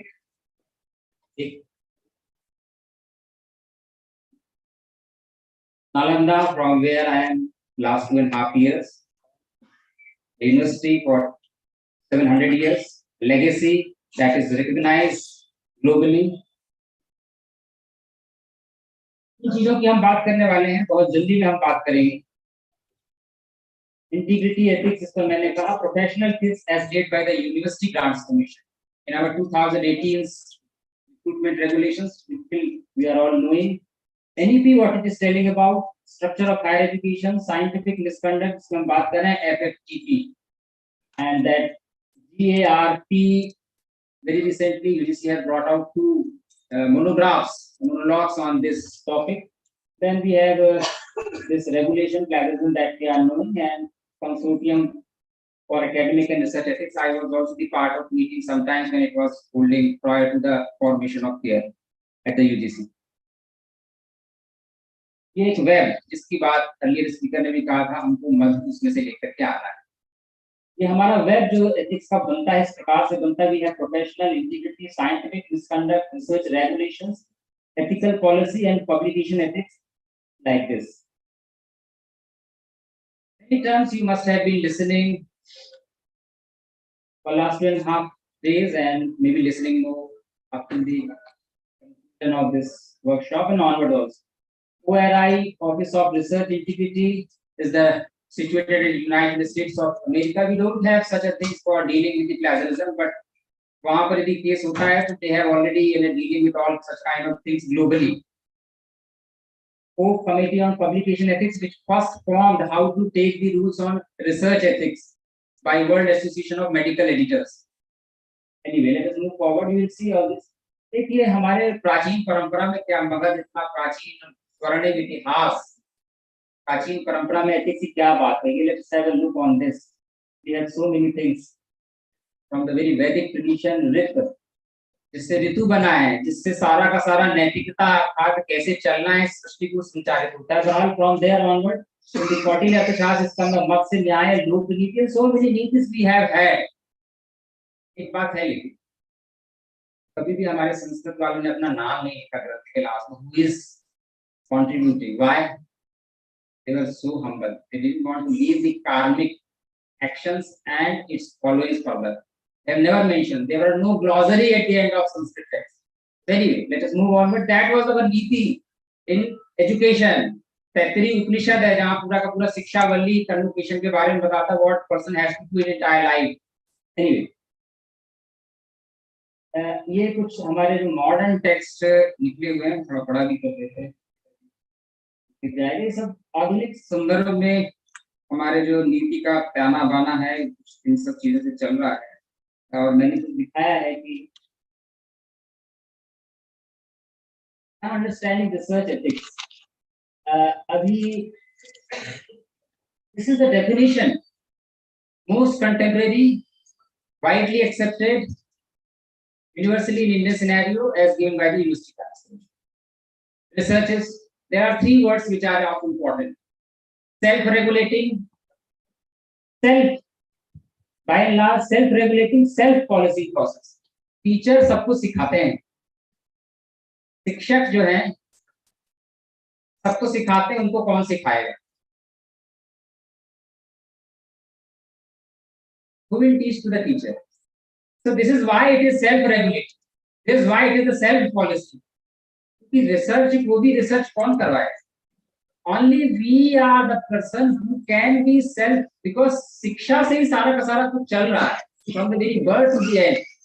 इसीलिए संस्कार भी जो है, जन्म का जो गर्भाधान संस्कार से लेकर अंतिम संस्कार तक की बात है नहीं. So this is the GRP, Good Academic Research Practices, by the University Grants Commission very recently, in the backdrop and followings of the mandatory research paper made compulsory to all PhD research scholars on research and publication ethics. So onward to that, what was the standard and accepted research material? First, this book came, and from there it is there on field level. So onward to that, research in modern times, कुछ चीजें आती हैं novel, influential, relevant, integrity and highly interdependent. Research project हम बात कर रहे हैं. Research is conducted in a culture which will support honesty and integrity, higher standards of ethical practices and behavior, public trust. ये विश्वविद्यालय अच्छा है, क्या ये ऑर्गेनाइजेशन अच्छा है? Whenever such kind of theories or such kind of जब ये बातें आती हैं, ये माइक मैंने वो नहीं क्या है रहने दीजिए, हेडर ऑन करो, सबकी चर्चा होती है. और पोटेंशियल कटिंग एज रिसर्च, हम सारी बात डिस्कस कर रहे हैं रिसर्च प्रोजेक्ट की डिजाइन पर, एथिक्स पर कर रहे हैं. For what purpose? We have already have had so many research.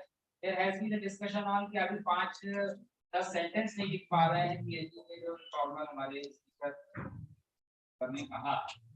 Cutting edge research की बात कर रहे हैं. Is the innovation only.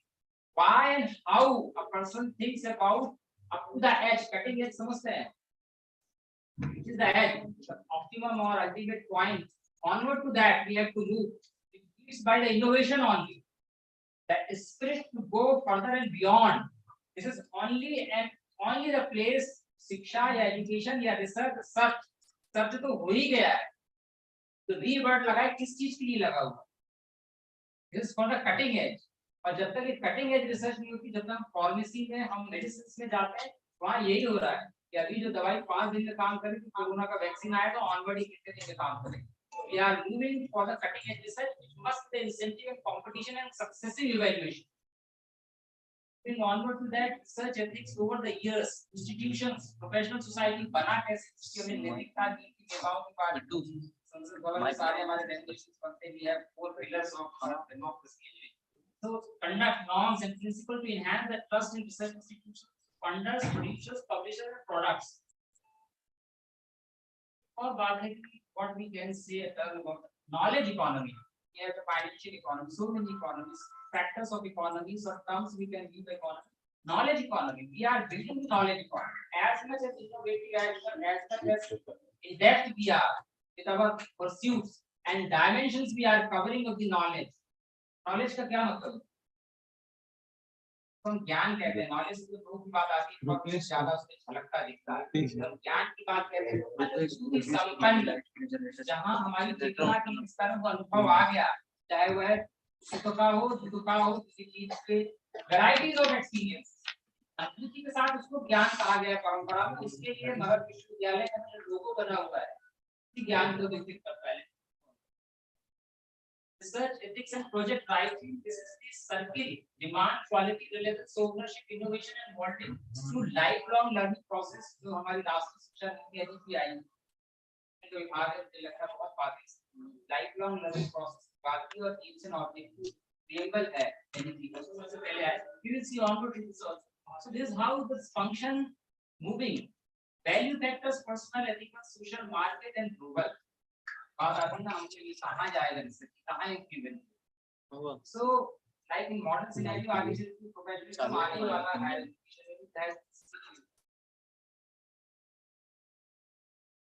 Honesty, openness, self-reliability, fairness, credibility of science, 15वीं शताब्दी के onward जो साइंस ने credibility बनाई है on these points and that we are looking onward to replicate in the democracy of competitive discipline. They are basically an object.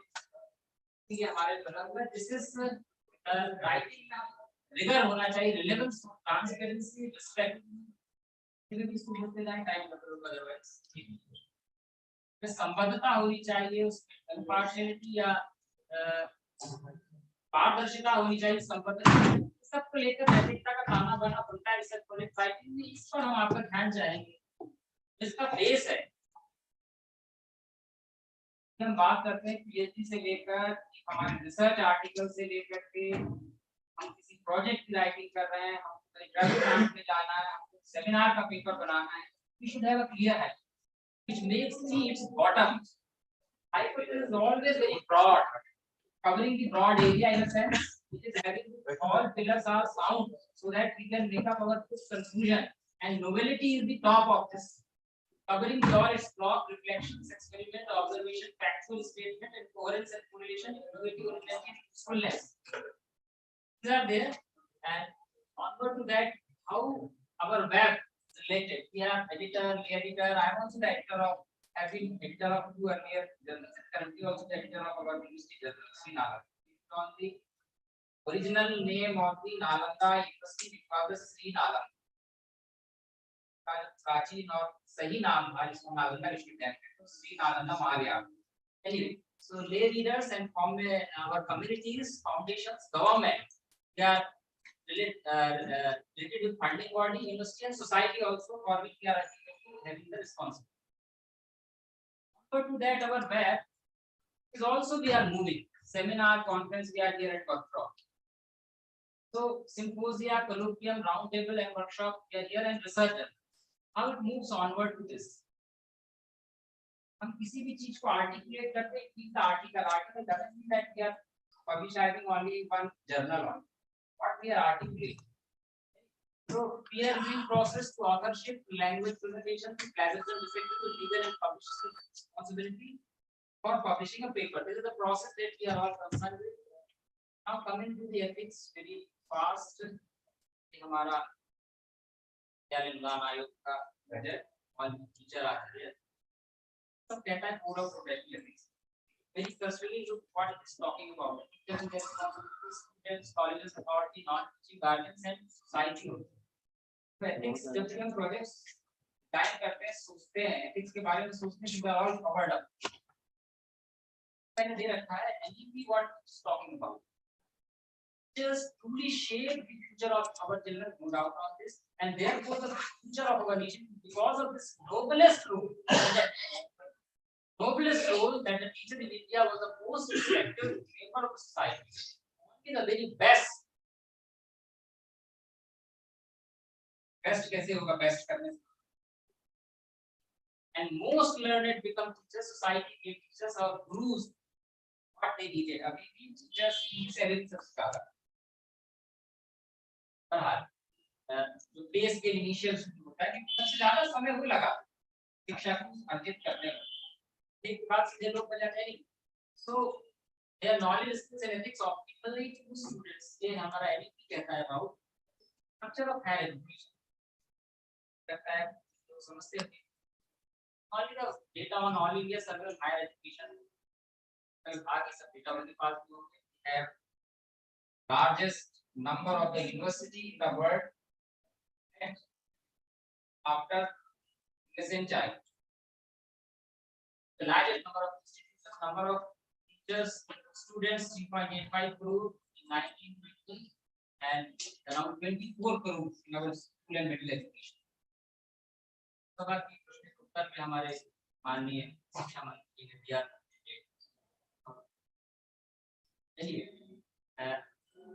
ये हमारे structure types of institutions जहां हम एथिक्स की बात कर रहे हैं कहां पर ये लागू होता हुआ विंग्स इस काइंड्स ऑफ यूनिवर्सिटी 1000 से ज्यादा इस प्रकार के सब्जेक्ट एनवायरनमेंट्स बहुत सारे सबसे ज्यादा आर्ट्स के विद्यार्थी और सबसे ज्यादा समस्या आर्ट्स में आने की रिसर्च कहां होगी कैसे करें कैसे प्रोजेक्ट डिजाइन करें कैसे अप्रूवल और जॉब की प्रॉस्पेरिटी और अपॉर्चुनिटीज यही सबसे ज्यादा स्ट्रगल हो रहा है सबसे ज्यादा मार्क यही का पड़ी है विषय पर जहां ह्यूमैनिटीज और मैनेजमेंट और टेक्निकल में लोग ज्यादा गए, मेरिट वाले स्टूडेंट्स के यहीं पर जो है क्वालिटी स्टूडेंट्स की बात थी, समस्या यहीं पर उत्पन्न है। एनीवे एक कंपैरिजन दिया है और इसके आगे जो दिखाना चाह रहे हैं ज्यादा इंपॉर्टेंट है। लोग पीएचडी तक पहुंच पाते हैं आइडिया से होगा 0.59% का देख पा रहे हैं पहुंचते ग्रेजुएशन से पीएचडी, और वो यदि सही होंगे और प्रोफेशनल एथिक्स की बात होगी और प्रॉपर प्रोजेक्ट और रिसर्च का उनका ओरिएंटेशन होगा, जिसकी बेस्ट की हम बात करें दे आर गोइंग वही एथिक्स और नैतिकता समाज का निर्माण करेंगे। उसके द्वारा ही पढ़ाए जाते हैं, कॉलेज जाते हैं, स्कूल से जाते हैं। So this we should have in mind while dealing with this and such ethics is like again this is the web. सब web is बातें लिखती है authorship, तो हमारा research ethics और project writing का ताना बाना होता है।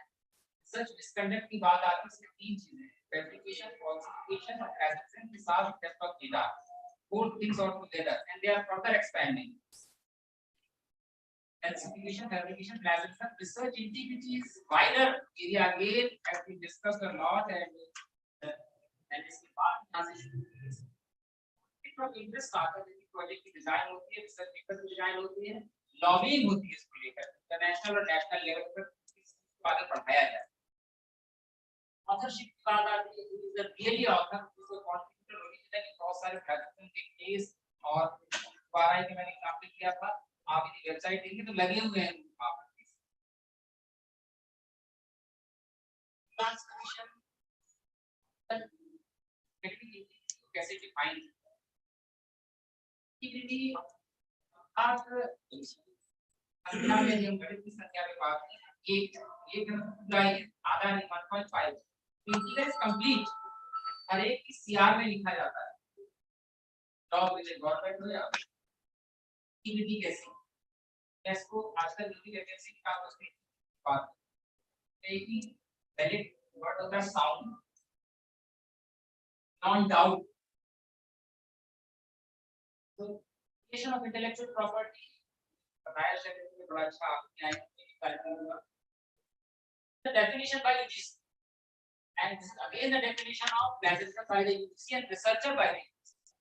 They are talking about the research project and all are the researcher. This is exactly the researcher. Very easily concerning because the person conducting academic and scientific research and issues.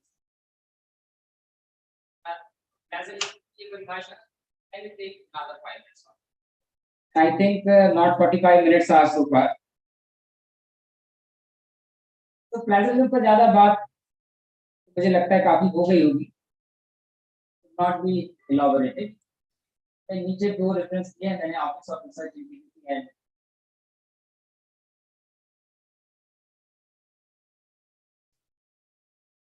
there was a problem Lights so end हो गई lights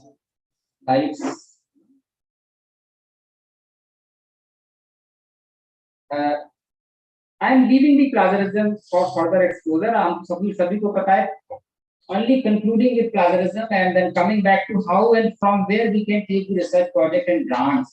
इतना सारा हम exercise करेंगे ethics का, नैतिकता का, research project कैसे बने, क्या चीजें, उसको कहाँ हम लेके जाएंगे, कैसे उसको पैसे मिल सकते हैं या कैसे वो इम्प्लीमेंट होगा। So I will talk on that particular point. Perhaps other may not be talking about other resources.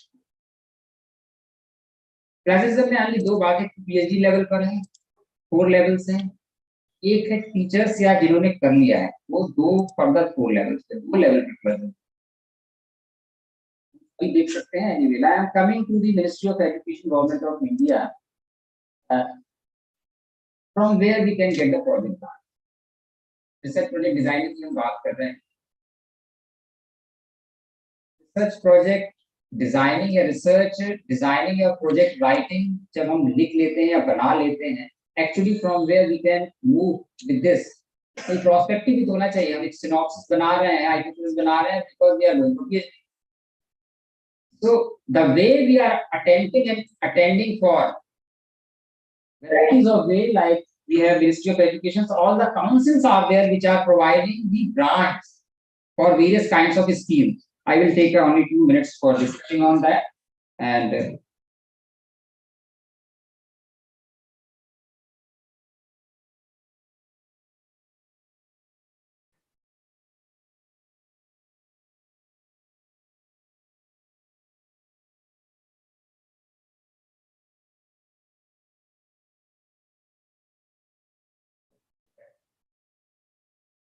The arrow key. no, Okay.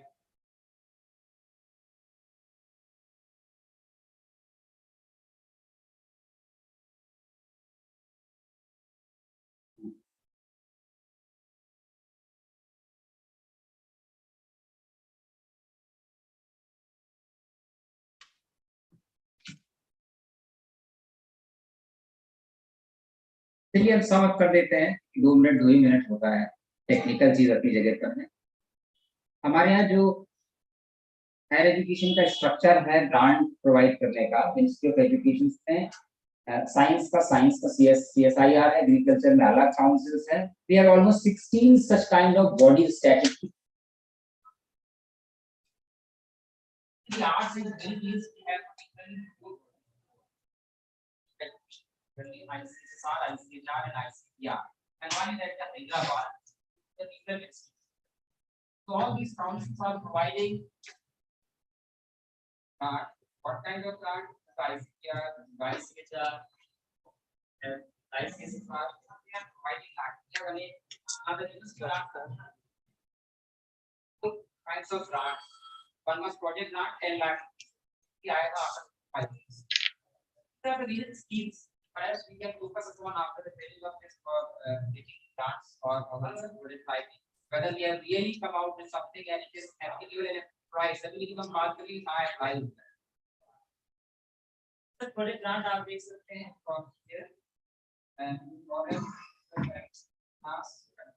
and from the हम कुछ छपवाना चाहते हैं। हमारा पेपर है वो है। They are giving 2,000 rupees publication grant for our manuscript for publicizing it. For that purpose also we have to prepare a precise project. बात करें इस पर proper facilities के लिए गवर्नमेंट ऑफ इंडिया का है। various umbrella का दायरे से पहले various and we have tribal affairs grants, national scholarship. Yeah, the Ministry of Culture is also provided for project as well as Tagore fellowship. Almost 100 spots are for all kinds of things for guaranteeing the job or on these enrolled students. Either way, this is there. IIS Shimla is also providing teachers associate and visiting fellowships also. For that, and foreign institutions we are rating also there. One more institution, Sastra Canadian Institute, is giving all study opportunities in Canada. Everything is there now. At the last time, we can like yes, by this, like this. That's what I'm like. Yeah, sound. Yeah, sound. Our things. दिखता ले जाना ले जा रहा है दिशा में ले जा रहा है और यहाँ पे वहाँ का काम और समय पर गया अब अच्छा होगा और satisfied at the end of life, at the end of the day, सारे जो है आना सब Om Shanti Shanti के साथ I will end up here and thanking all the organizer, Honorable Vice Chancellor of the University and all distinguished speakers here of this session that have been given the opportunity to speak. Thank you so much. Namaskar, Dhanyavad, Jai Hind, Jai Bharat.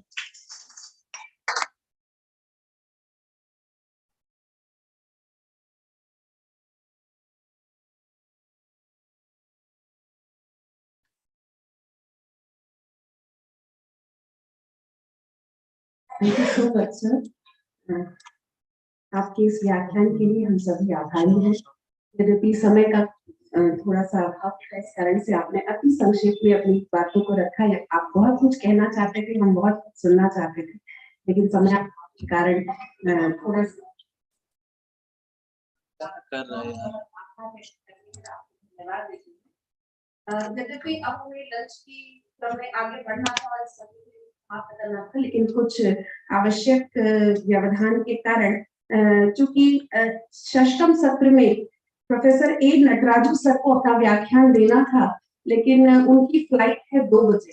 इस कारण से वो 2 बजे के बाद अपना व्याख्यान देने में समर्थ नहीं हो पाएंगे, इसलिए उनके विशेष आग्रह पर उस व्याख्यान को हम लोग यहाँ पर ऑनलाइन माध्यम से वह जुड़े हुए हैं काफी देर से, और उस क्रम में हम लोग उस व्याख्यान को यहाँ पर उनको व्याख्यान के लिए आमंत्रित करते हैं। प्रोफेसर ए नटराजू सर जुड़े हुए हैं। यस। मैं उनका संक्षिप्त परिचय आप सभी के समक्ष रखना चाहूंगी। Professor A Nataraju is head department of philosophy and dean school of philosophical studies, Assam University, Silchar. He is also a member of Board of Research Studies, Assam University, as well as that of NEHU Shillong. He has around 24 published papers, 3 books to his credit. 6 research scholars have been awarded MPhil degree and 4 working under his supervision for the award of degree of PhD. He has contributed to research World 2 projects, one major with financial assistance from ICPR New Delhi and another minor under SAP UGC DRS1. इन विशेष परिस्थितियों को देखते हुए मैं सादर आमंत्रित करती हूँ online माध्यम से जुड़े हुए आदरणीय प्रोफेसर ए नटराजू सर को आपके व्याख्यान के लिए।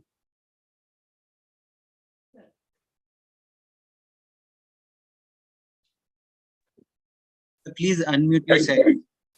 Thank you. Thank you very much. You can hear me? Yes, sir. Okay. Yes, Okay. sir. Yes, sir, you're audible. Thank you so much. Thank you so much. I can see the hall, you know. I thank the organizers, Honorable Vice Chancellor of the university, and then the organizing committee for this opportunity to speak to you. I wish I had come to your university and physically be there and then share my understanding on what research is and how to write a research project.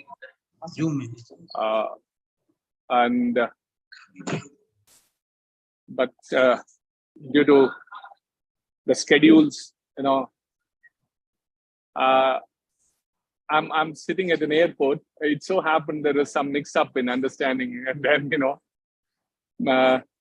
in between you may hear an announcement that the flight is departing, but don't think that's not part of this class. That's only an airport announcement. I apologize for all that, the mess that I have created, but then so happy to be part of this workshop that's been organized. Very timely and very important measure these days. Thank you so much, sir. Thank you so much.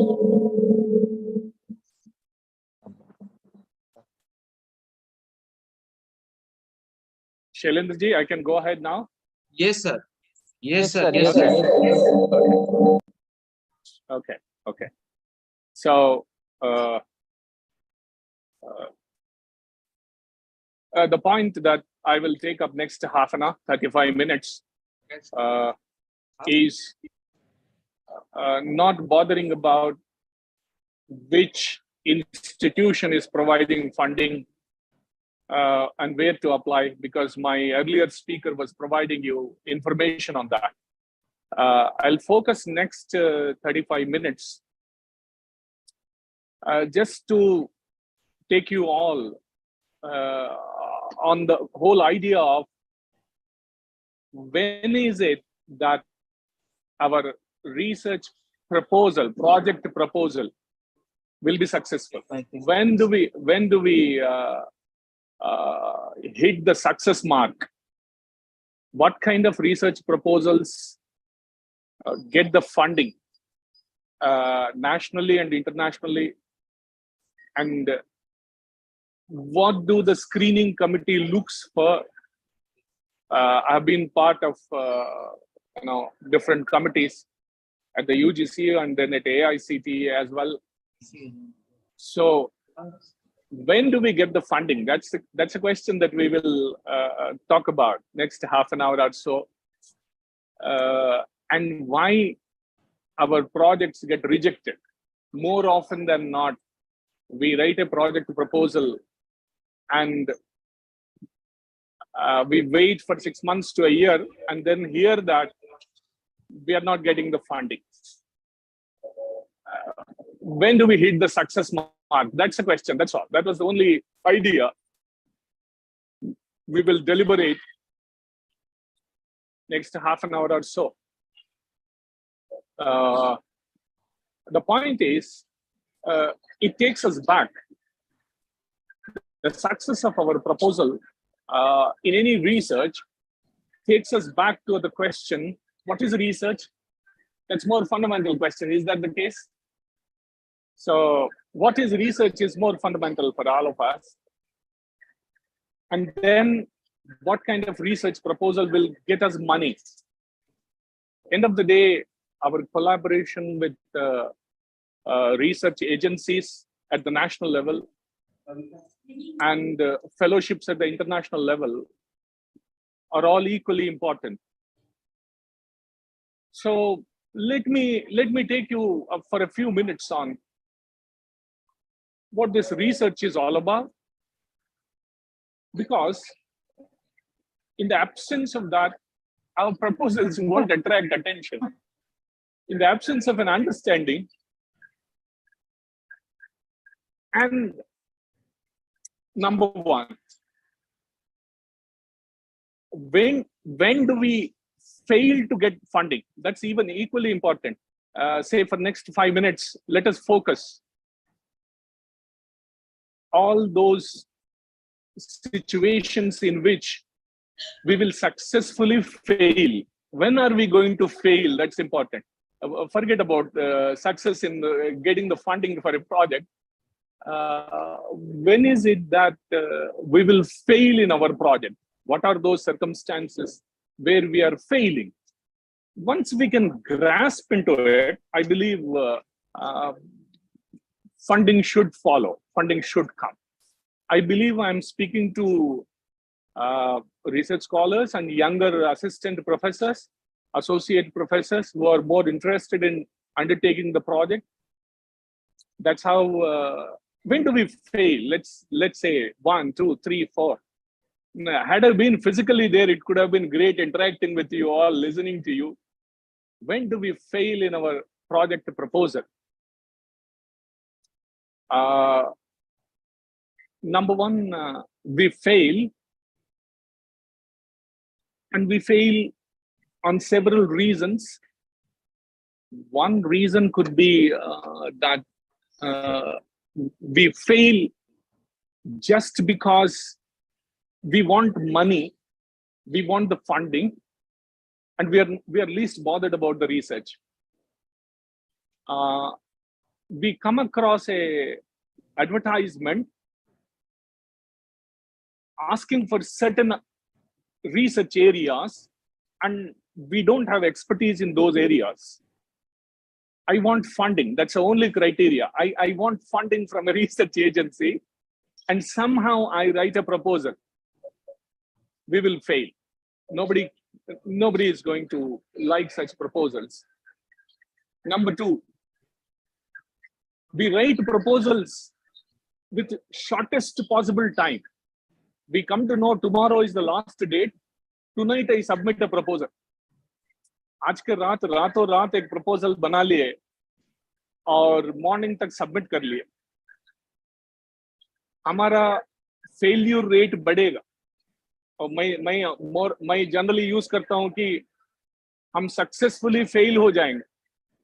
रातों रात बना लिए, objectives बनाए, chapters बना दिए, जिस area में हमारा कोई knowledge base नहीं है. So यंगर असिस्टेंट प्रोफेसर से मेरा रिक्वेस्ट है, एक 10 रीजंस लिखिए कि कब फंडिंग नहीं हो सकता है. When am I going to fail? That question needs to be answered, and then success would follow. Number 3, funding agency has certain objectives in mind. They are expecting something out of the researchers they want to fund, whether it could be UGC, ICPR, ICHR, ICCR, or any foreign agencies. Or if you are applying for a Fulbright or Shastri Indo-Canadian fellowships or DST projects, they have, what is it that the funding agency is expecting? And we rate a proposal just like that, whatever the objectives we have, without caring about what is it that the funding agency is expecting from us. Again, we will fail. We will also fail thinking that somebody in the research project committee in Delhi is known to me. I know a person who is part of the project proposal scrutiny committee. You will fail again. More often than not, if one is a good professor, one will not go by your name or friendship. They are not going to award. I will do some kind of canvassing or not. I will somehow get the funding. You will fail. So there are several ways of failure of not getting the funding. Let's get back. Now, the original theme, when do we get the funding? When is it that our research proposal will hit the benchmark and there is the funding for us? How is our proposal going to impress upon somebody in the committee? Committee generally has got 4 members, 5 members, a chairman of a committee. And let me tell you, a committee sees 60, 70 proposals on a day. Generally, when we sit in Delhi as part of different committees, you go across 60 to 70 proposals in a day. We were screening about 300 proposals in 2 days. Imagine the numbers of proposals that are there. So the committee doesn't have a great time to look at all the details of your project. Your project, starting from the title, starting from the first paragraph, starting from the objectives, has to somehow impress upon the committee members so that they read it further and further. Aapka, number 1, starting from title. Title impress करे कि आगे जाके next paragraph पढ़े. Next paragraph पढ़ने से और inquisitiveness हो committee में कि ऑब्जेक्टिव्स देखते हैं. ऑब्जेक्टिव्स देखने के बाद कमिटी मेंबर को ऐसा लगे कि एक बार हाइपोथेसिस पढ़ के देखते हैं, कंक्लूजन में किस तरफ जाना चाहता है. So the ability to attract the attention of a reader all through your proposal, a 10-page, 12-page proposal, is damn important, I believe. I believe some of you must have already done some projects, got some money. I did a 5-year UGC SAP project, Special Assistance Program project. It was around 55 lakhs or so. And then recently we got a Center for Indian Knowledge Systems from AICT. Again, I wrote a proposal there. We got some 30-40 lakhs for that. And individual projects, of course, a good number of individual projects. In all these cases, my experience has been that, are you genuinely interested in pursuing a research? Question 1. You just want to do a project, or are you spending your life on a particular question? Is that the case? Research का issue है कि कोई certain 2-3 questions को लेके हम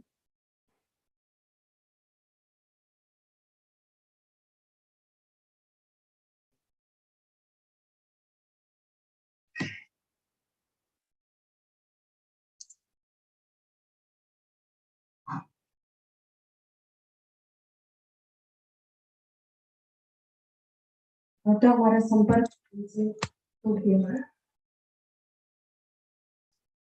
Disconnected. He'll reconnect. Give 2 minutes.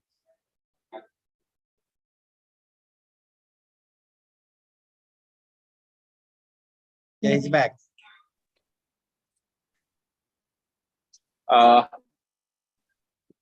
Yeah. So you can hear me, Yes, Shailendra sir. ji? Yes, sir. Okay, great. Thank you.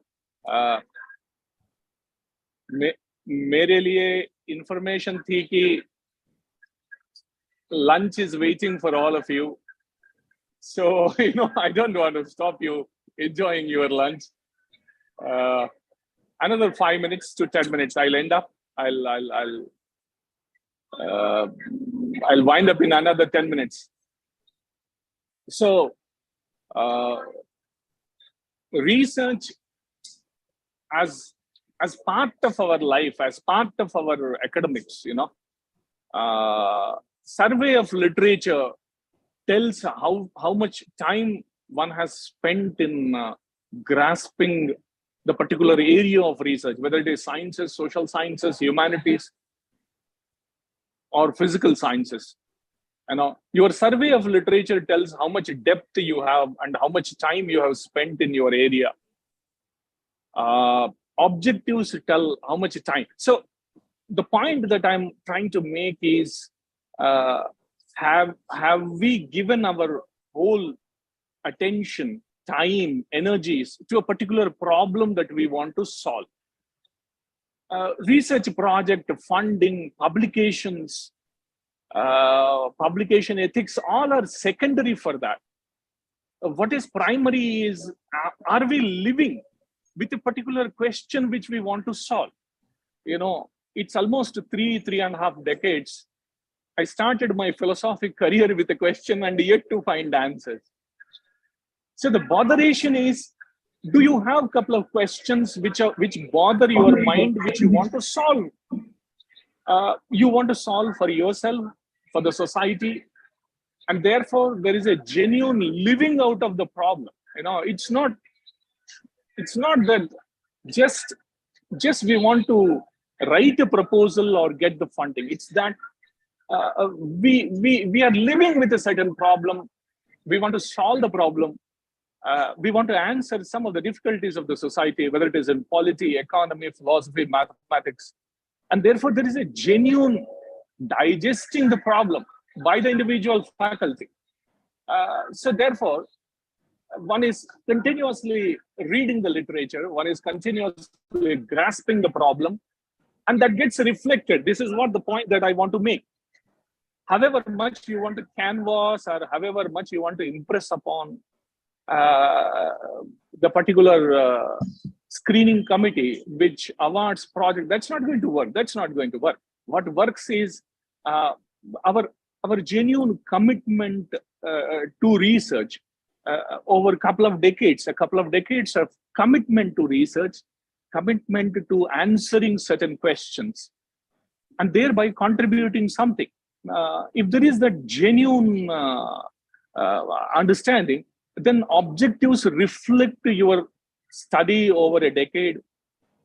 Survey of literature reflects, and your bibliography reflects, and the kind of sentences that you construct, everything reflects a kind of genuine hard work you have put in over the last decade or so. So end of the day, that impresses the committee. That's what I was watching. All of you, I request to keep an eye on Indian Knowledge Systems announcements these days. AICTE is granting big Indian knowledge systems, now there is a attention which is pulled back onto all the knowledge traditionally that belong to India. Could be architecture, could be Ayurveda, could be philosophy, could be Indian mathematics or Indian sciences and metallurgy, etc. In such cases, an in-depth understanding of a knowledge system is very important. It's not that, again, a footnote of my talk last 20 minutes has been, the footnote is that, are you genuinely interested in solving a problem that the society faces in any of the areas of the research that you are undertaking? Are you genuinely committed to reading the literature? Have we updated our knowledge within that? So it's that burning desire to be committed to a problem. So research questions के प्रति हमारी जो commitment है वो दिखता है, वो आपके ऑब्जेक्टिव्स में फर्स्ट लाइन से पकड़ में आता है कि पर्टिकुलर रिसर्चर कितने कमिटेड है। सर्वे ऑफ लिटरेचर बताता है आपने सरफेस लेवल का नॉलेज है या आपका इन डेप्थ नॉलेज है। बिब्लियोग्राफी में पता चल जाता है, आपके टाइटल से पता चल जाता है। So therefore funding is the last thing on our mind. We live and die with a particular research problem, digest it, sleep with the problem, that's how it is. And that gets reflected when you walk into an interview board for a promotion, that gets reflected for funding, that gets reflected. So therefore a genuine commitment to the area of research, that's my understanding after 3 decades of my experience in education field and teaching for more than 25 years and being part of several screening committees. That's what we look for. Something which hits us when we look at the proposal for 2 to 3 minutes. हर 3 से 5 minute में एक proposal का decision होता है committees में। 3 minute के अंदर में आपका proposal impress करना है reader को। तो आप imagine करिए कि आपका title कितना attractive है, objectives कितने attractive है, और आपका रिसर्च में कॉन्टेम्परेनिटी क्या है, आप कौन से कॉन्टेम्पररी प्रॉब्लम को सॉल्व करना चाहते हैं। आपका रिसर्च शायद 500 साल पहले अच्छा हो सकता था, आपका फ्यूचर में अच्छा हो सकता है, but now. So Shailendra ji, I am ending.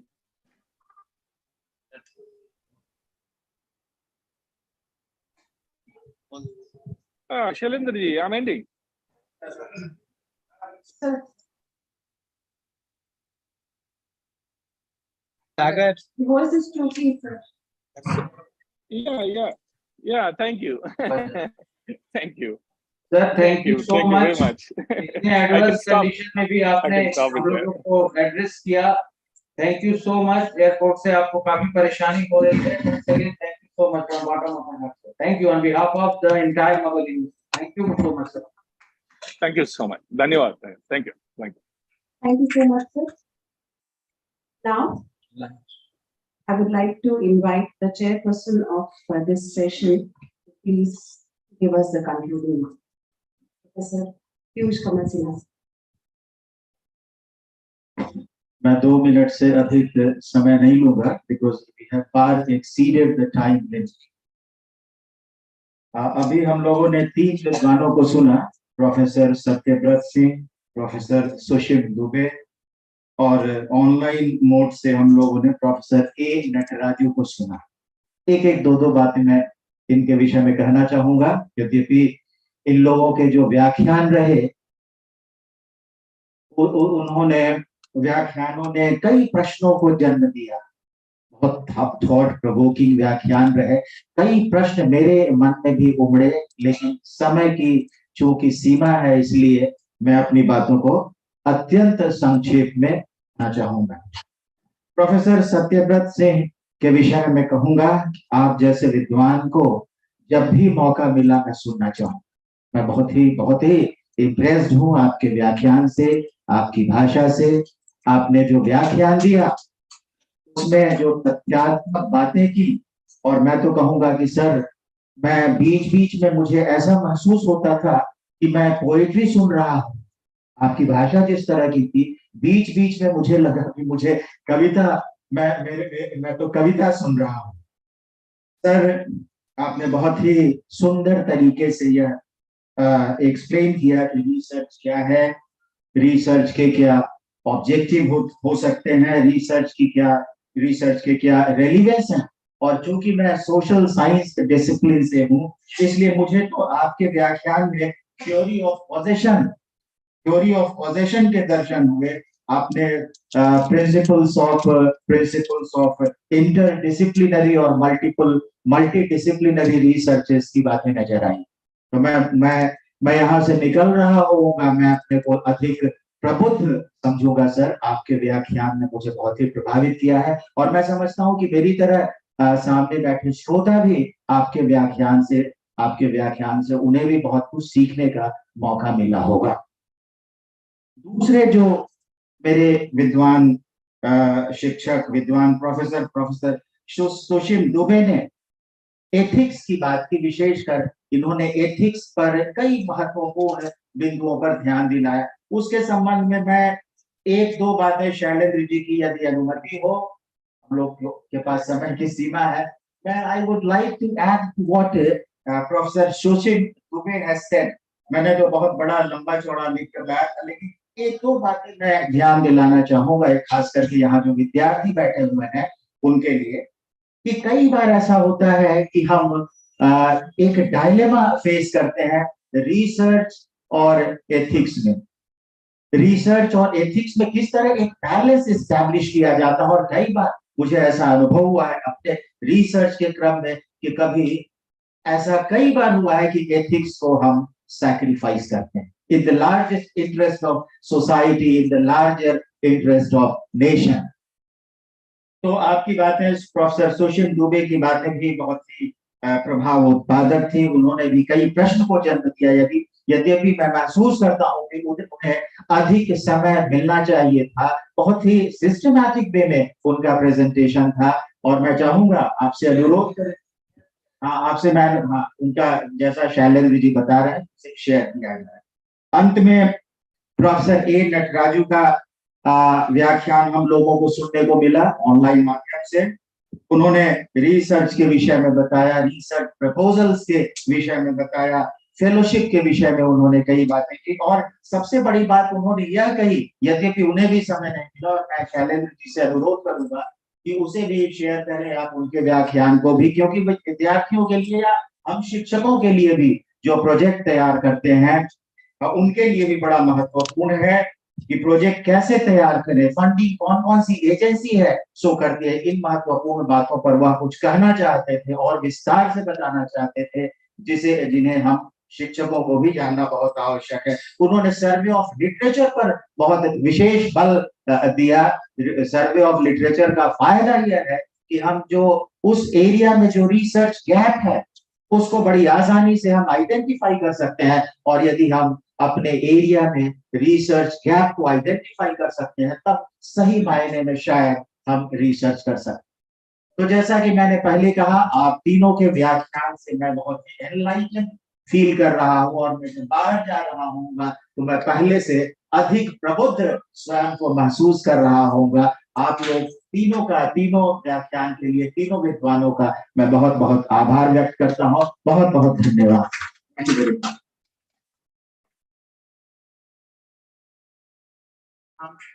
बहुत बहुत धन्यवाद सर। मैं आप सभी विद्वानों का और आज के इस सभा की अध्यक्षता कर रहे प्रोफेसर्स का मैं सभी का संवेद रूप से धन्यवाद ज्ञापित करती हूँ। और जैसा कि आप सभी जानते हैं भोजनावकाश का समय हो चुका है। यद्यपि ये 40 मिनट का समय था लेकिन इसको संक्षिप्त करते हुए 30 मिनट का हम लोग भोजनावकाश लेंगे और पीजी डिपार्टमेंट ऑफ इंग्लिश में उसकी व्यवस्था है। सभी रिसर्च स्कॉलर्स वहां पर भोजन अपना ग्रहण कर सकते हैं और अध्यापकों के लिए यही पर व्यवस्था है। भोजनावकाश के बाद पुनः इसी स्थान पर मिलेंगे और अग्रिम व्याख्यानों को हम सुनेंगे। तो जल्दी से जाए।